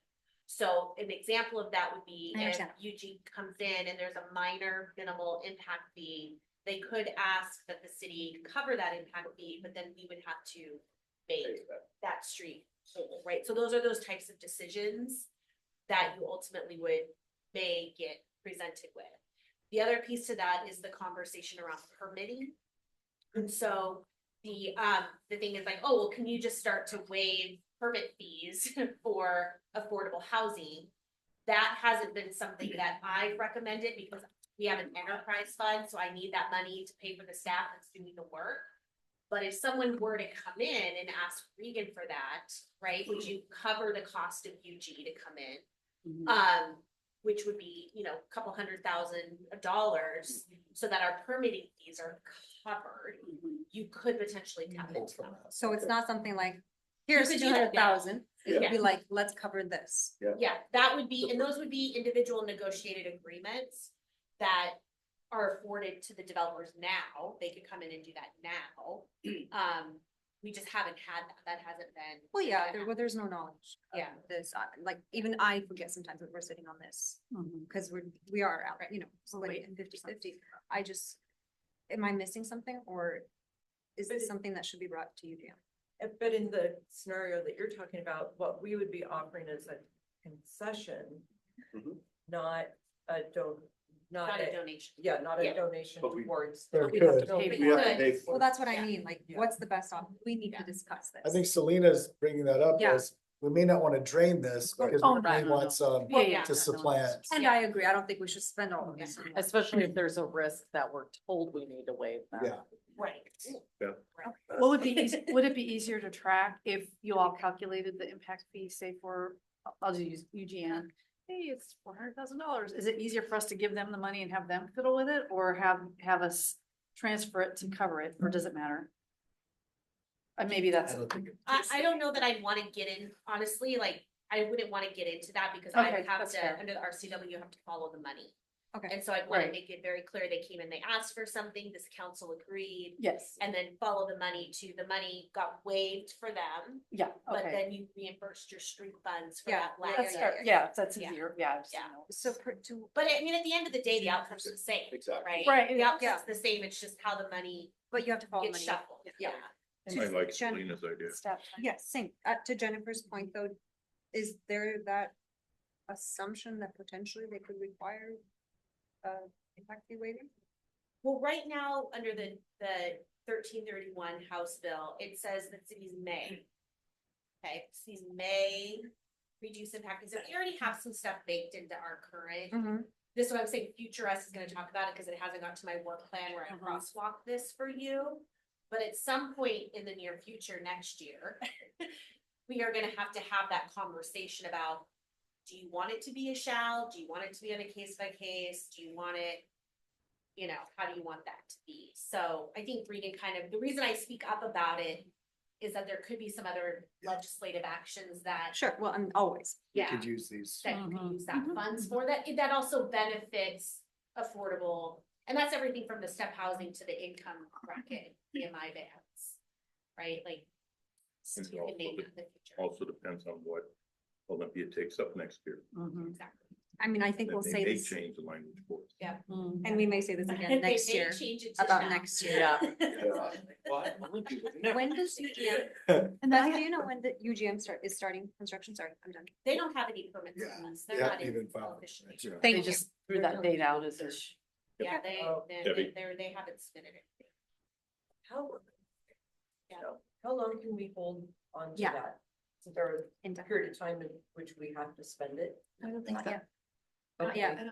They haven't. Not for construction. And then I will mention, just as an update on the construction, Julie may have already updated you guys on this, but just in case, if you remember, Vine Maple Place had come and asked for about $300,000 in construction funds. they were too far along in the project to be able to go back and meet our bidding requirements. So they are not using those funds. And they were trying to come up with a different project to present to us. So I'm not sure where that is in the process, but they were allocated some funds a few years ago. It didn't happen. I added those back into the It reserve. was part of our ARPA, yeah. Yeah, it's something like that, so. But Right. just so you're aware, Thank that might be coming back and it might be another $300,000 ask. We use it. Any other questions in the general fund? Thank you. Okay. So this is now the street fund, again, with the reductions already in here. Again, starts with beginning fund balance. You can see that the sales tax increase, so this has got the 0.2% effective January 1st. Again, a little delay in cash collections. We won't see any money come in until March, but it'll get accrued back, so we'll have a full 12 months. You'll see the TBD vehicle license fee zeroed out. We've got some licenses and permits. Those are our Comcast franchise fees. And then our street fuel taxes that we receive from the state. And just a little bit of miscellaneous interest income that comes in here. So here is our transfers in, and as part of that reduction to get them to this is the 116,774. That's that reduction that we just did. The same inflators I use for the salaries and benefits, just super minor increases in supplies, and other services and charges actually went down, and Dawn had explained that was some of the legal fees that we had in there that we don't anticipate moving forward. Debt service is just some copy machines. And this transfer out is the 0.1% of the sales tax that comes in. I'm transferring that straight over to the CIP fund for the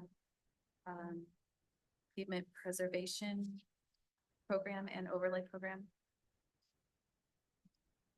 I can't remember the last time I saw streets with a surplus, so it's pretty exciting. The Dawn's not doing it well. Yes. Do we, if 2117 passes, do we anticipate, well, we know that it would impact street projects. Fuel tax won't, like, are we guaranteed that from the state, or will they potentially change that up if they need more revenue for stuff? That I'm not 100% sure on. I don't think it would impact. I this don't number. believe it would. These are provided by MRSC, and I feel like they take those into Yeah. account, and then they'll send out as like a mid-year adjustment if something happens and I just make an adjustment. I'll update you guys if I hear anything of that. So just one decision card moving forward, the pavement preservation study.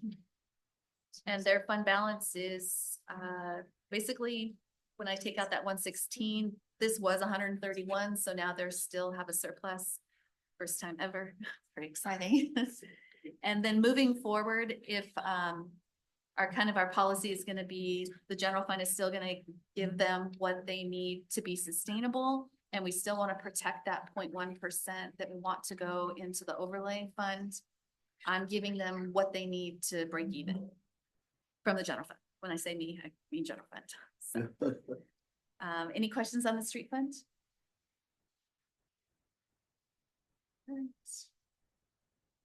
Development services fund. So development services fund is kind of a different animal.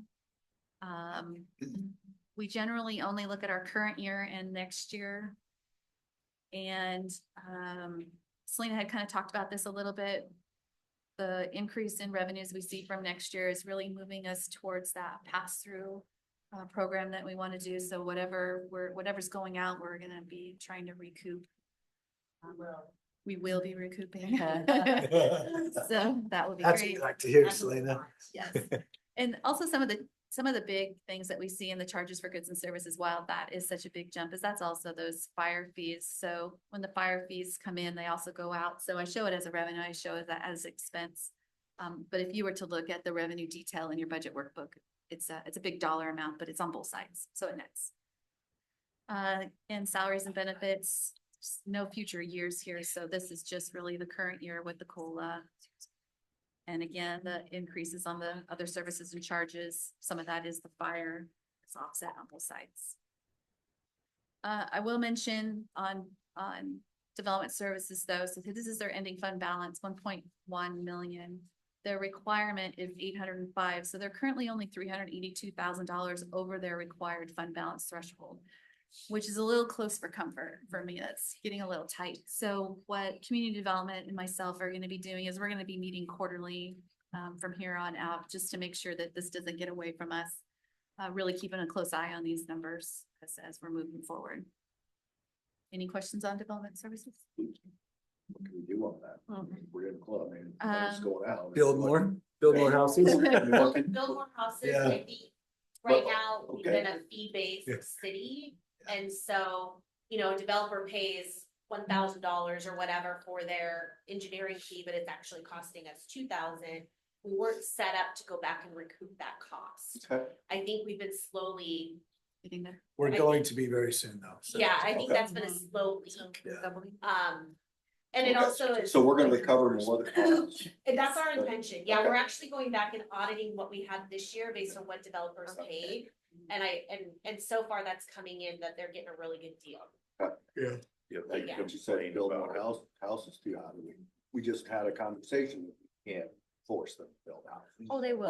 Well, Still build houses, but not what. Right. It may Yeah, it may it's not not be affordable. Yeah. so I think a little bit of this, and I won't belabor this too much, but you know, the lifespan of a project from when it comes in at raw land to when it goes and you see homes up is about 2 years.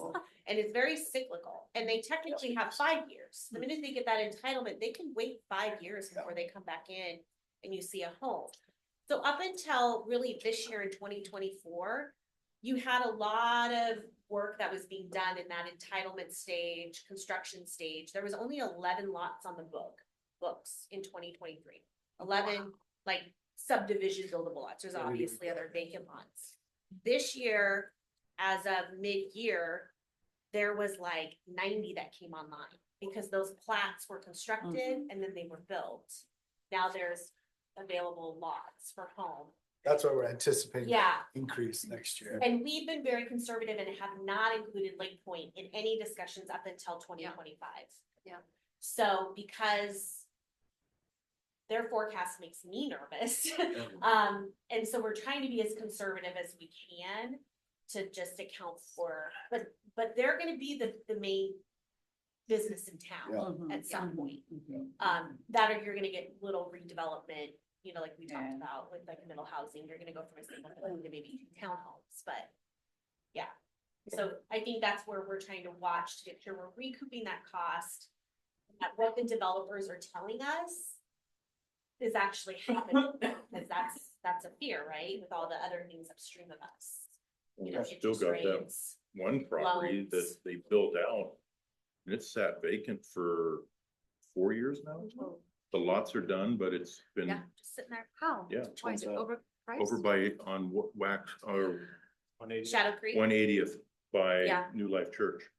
And I think there's a difference, honestly, of builders that are new or maybe it's a family, it's not large, right? Where your larger builders come in and they tend to go tip to tail pretty quick.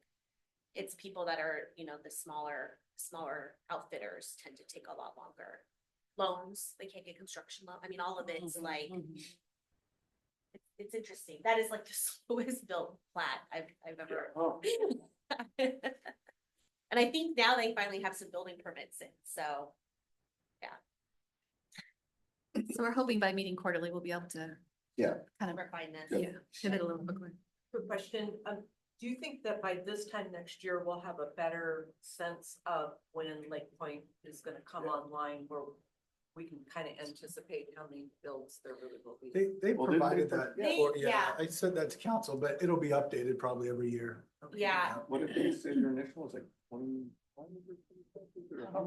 Yeah, for It wasn't a the lot. next year, like I mean- 2026. so they have, so the roadway is huge, Yeah. right? Like that Yeah. is a game changer for them Yeah. because they have to bring in all those utilities to Yeah. build the homes.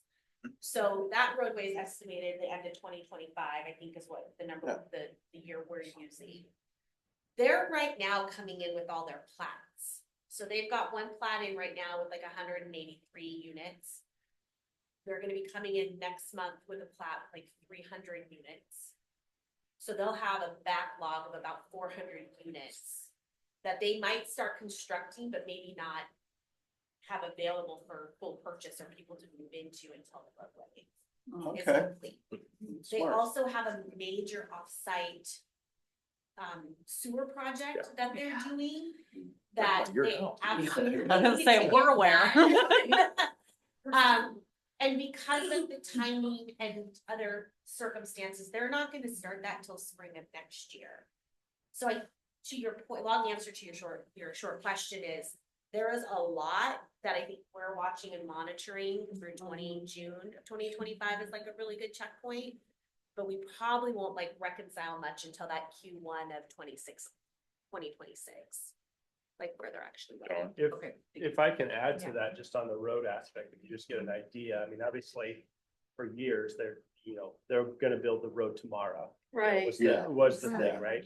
Well, now tomorrow is really here. I mean, the type of work that they're putting in now and the schedules, you're actually seeing them going out there. You've seen them pave the road, the utilities now, all the joint utility coming down the hill, all that stuff is in, and so that makes a huge difference as far as, okay, they have now put in that infrastructure, all these pieces are coming in. Some of their dates are definitely a lot earlier in 2025. Selena and I are both trying to push that a little bit just to be sure, but it does look like it's a lot sooner and more looking like, okay, it is lining up a little bit more in that regard. Now, a lot of it's going to come down to when do we actually open the road? It's going to be more probably indicative of a product that someone comes in, you're actually living there and that type of thing. And so those will be kind of why we're at least pushing that more towards the end of 2025, just taking all of that pieces into consideration. It's a very active construction site. Right, you don't want people driving through there. Yeah, exactly. That's what I'm getting. Casey? Oh, I was gonna say lastly, just to piggyback on all of their stuff is, we keep a base contracting sales tax number kind of in our projections. But every time they have a lumber drop on one of those lots, I'm getting that sales tax. So, again, I didn't include a big dollar amount until we see some of these things materialize. We kind of kept our baseline, but that's my wiggle room. Right. So I'm anticipating more coming in sales tax as soon as those lots take off. As long as I meet my baseline of what I have for contracting in first, and then anything above and beyond will be bonus. So. And just keep in mind too, I think we said this before, is they will be hauling still for that material and reclaim all that still for another few years. I mean, they're scheduled for that. And we're trying to also create routes where they get off the main road and be hauling around to do that. So they're not just running along the road, but those are some of the things we're trying to coordinate and stuff with that as well. The delicate dance. It is. Yeah. Lake Point. I wish I had my crystal ball. So big. I know. And those are are we thinking They're they're doing cars? townhomes. That's majority townhomes. Good. Yeah, there's that's one great. or two blocks with like single family That's what I standard. thought too. Yeah, but more of what you would see in an urban environment, smaller lot. I heard there's still even a townhome as close to $1 million. I don't know where someone was looking. They were looking In at Covington. Lake Point. Oh. Yeah, someone else I heard was Selling telling me this. Well, I mean, they're not coming in at affordability levels like we talked about. I know, but when we now. think townhome, that's I Well, think what a townhomes lot actually of us more think. expensive to build. They cost a Mhm. developer more. The energy codes and the cost of construction is actually more than a single family home. So For I, the one unit. they're double unit or they're some instances. Oh, they're right, like but even four. if you 'Cause there's two divide by 2 or 4, it's still. Yeah.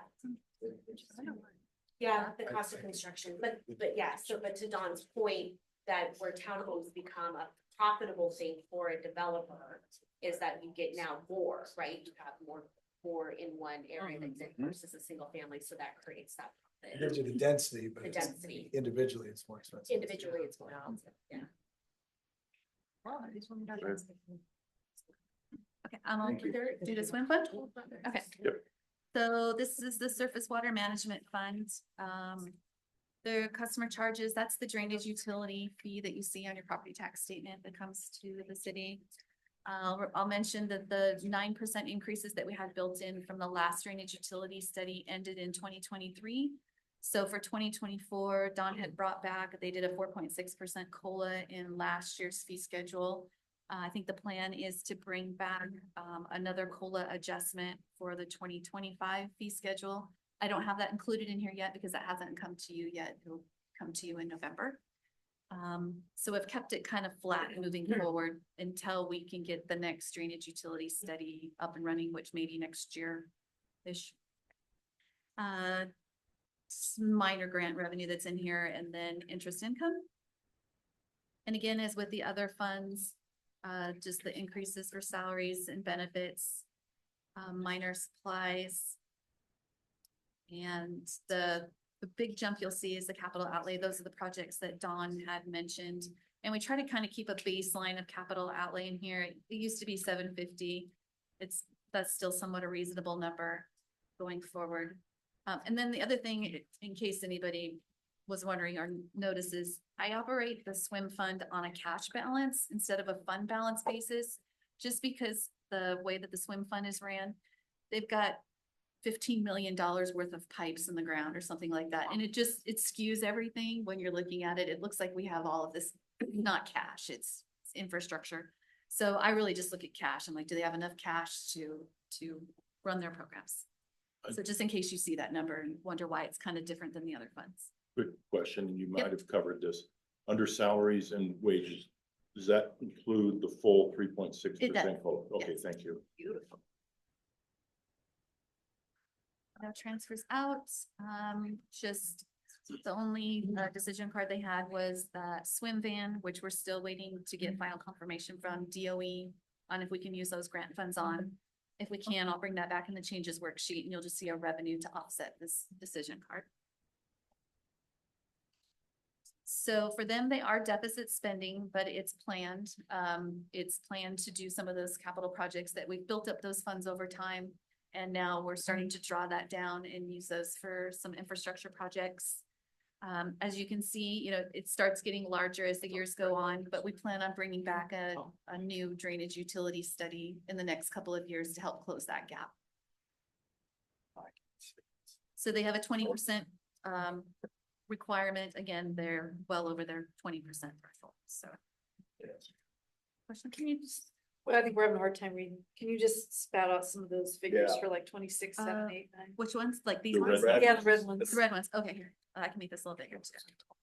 Just, So Oh, with we're 340. currently deficit spending in 2025 by 355,000. Again, that's planned because we're doing some, yeah, that's fine. Yeah. We're just looking at the numbers. and then going forward, because there's not, this just has like kind of some new construction built into it for increases, but it's currently keeping the rate flat until we bring that back to you with a new rate study. Thank you. So it's 1.29. Yeah. Yeah. Okay. Cheaters. I'm gonna get, I'm gonna put in the budget Makes it for possible. Magnifier. telescope for the. I'll just be sitting here with it. Binocular. Yeah. Yeah. All right. No, really, though, look, Glasses, Yeah. it's great. Yeah.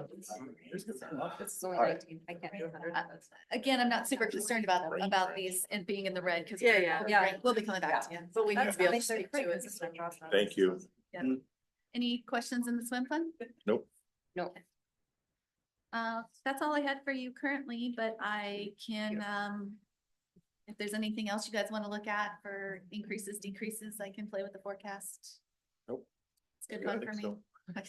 Just So We we retired, we Can you don't, just we don't do that as much. Play around and say we have 50 more million. Oh, Let's just absolutely. play around. It would be Just fun. Okay, so that's Monopoly money.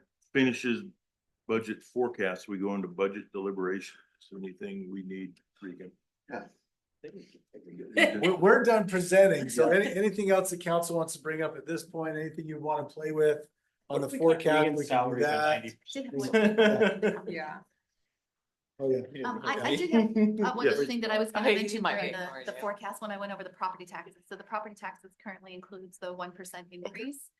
I just wanted to see if there was any consensus, if that's what you wanted presented when I prepare the ordinances. That it does include. It does include the 1% That increase. if council chooses to do that. Yes, Which So was what is- only what, 36? 30,000. Yeah. $30,000 amongst the 1,800 homes, 20,000 or 20,000 homes. would be nice. Wow. I know what you meant. Jeff, I know you're tired. Come on. I haven't slept well in 3 weeks. Okay, is there consensus? I mean, we're not, this isn't the final vote. No. Is there consensus to bring back to do the 1% property tax at approximately $36,000? Is that what it is? 36,000, something like that? Is there Yeah. consensus from? Yeah. We get a thumbs up? What it is. But all that brings in So is far. 36,000. Yeah, that's what the It 1%. does, That's but what it 1% That's why, counts that's over why, time. yeah, that's Right. true, but that's why every year there's some legislative effort to remove the 1%. Because cities can't maintain with that, Yeah. like that's impossible, so. Yeah, it's the 36,000 divided amongst all the homes in Covington. We've got a great sales tax base, so that helps us tremendously. Right. Didn't have. So that. it's like what, $10 a year per household? No. Is there, So- is there an end date I'm to really that for mine foundation? tonight. It was an initiative. Yeah, no. So it'll stay forever, so by the Until- time Council decides. Lake Point comes on. I mean, yeah, Yep. Yeah. so there's consensus to bring that Okay. back. Thank you. Yeah. Property tax. I know. King Okay. County. Does council wish to discuss anything else for the budget? Does council wish to discuss anything else for the deliberations? With that, Retreat. does staff need anything else? Okay, then we are concluded at 12:16. Thank you all. My game hasn't Everybody's started yet. crazy.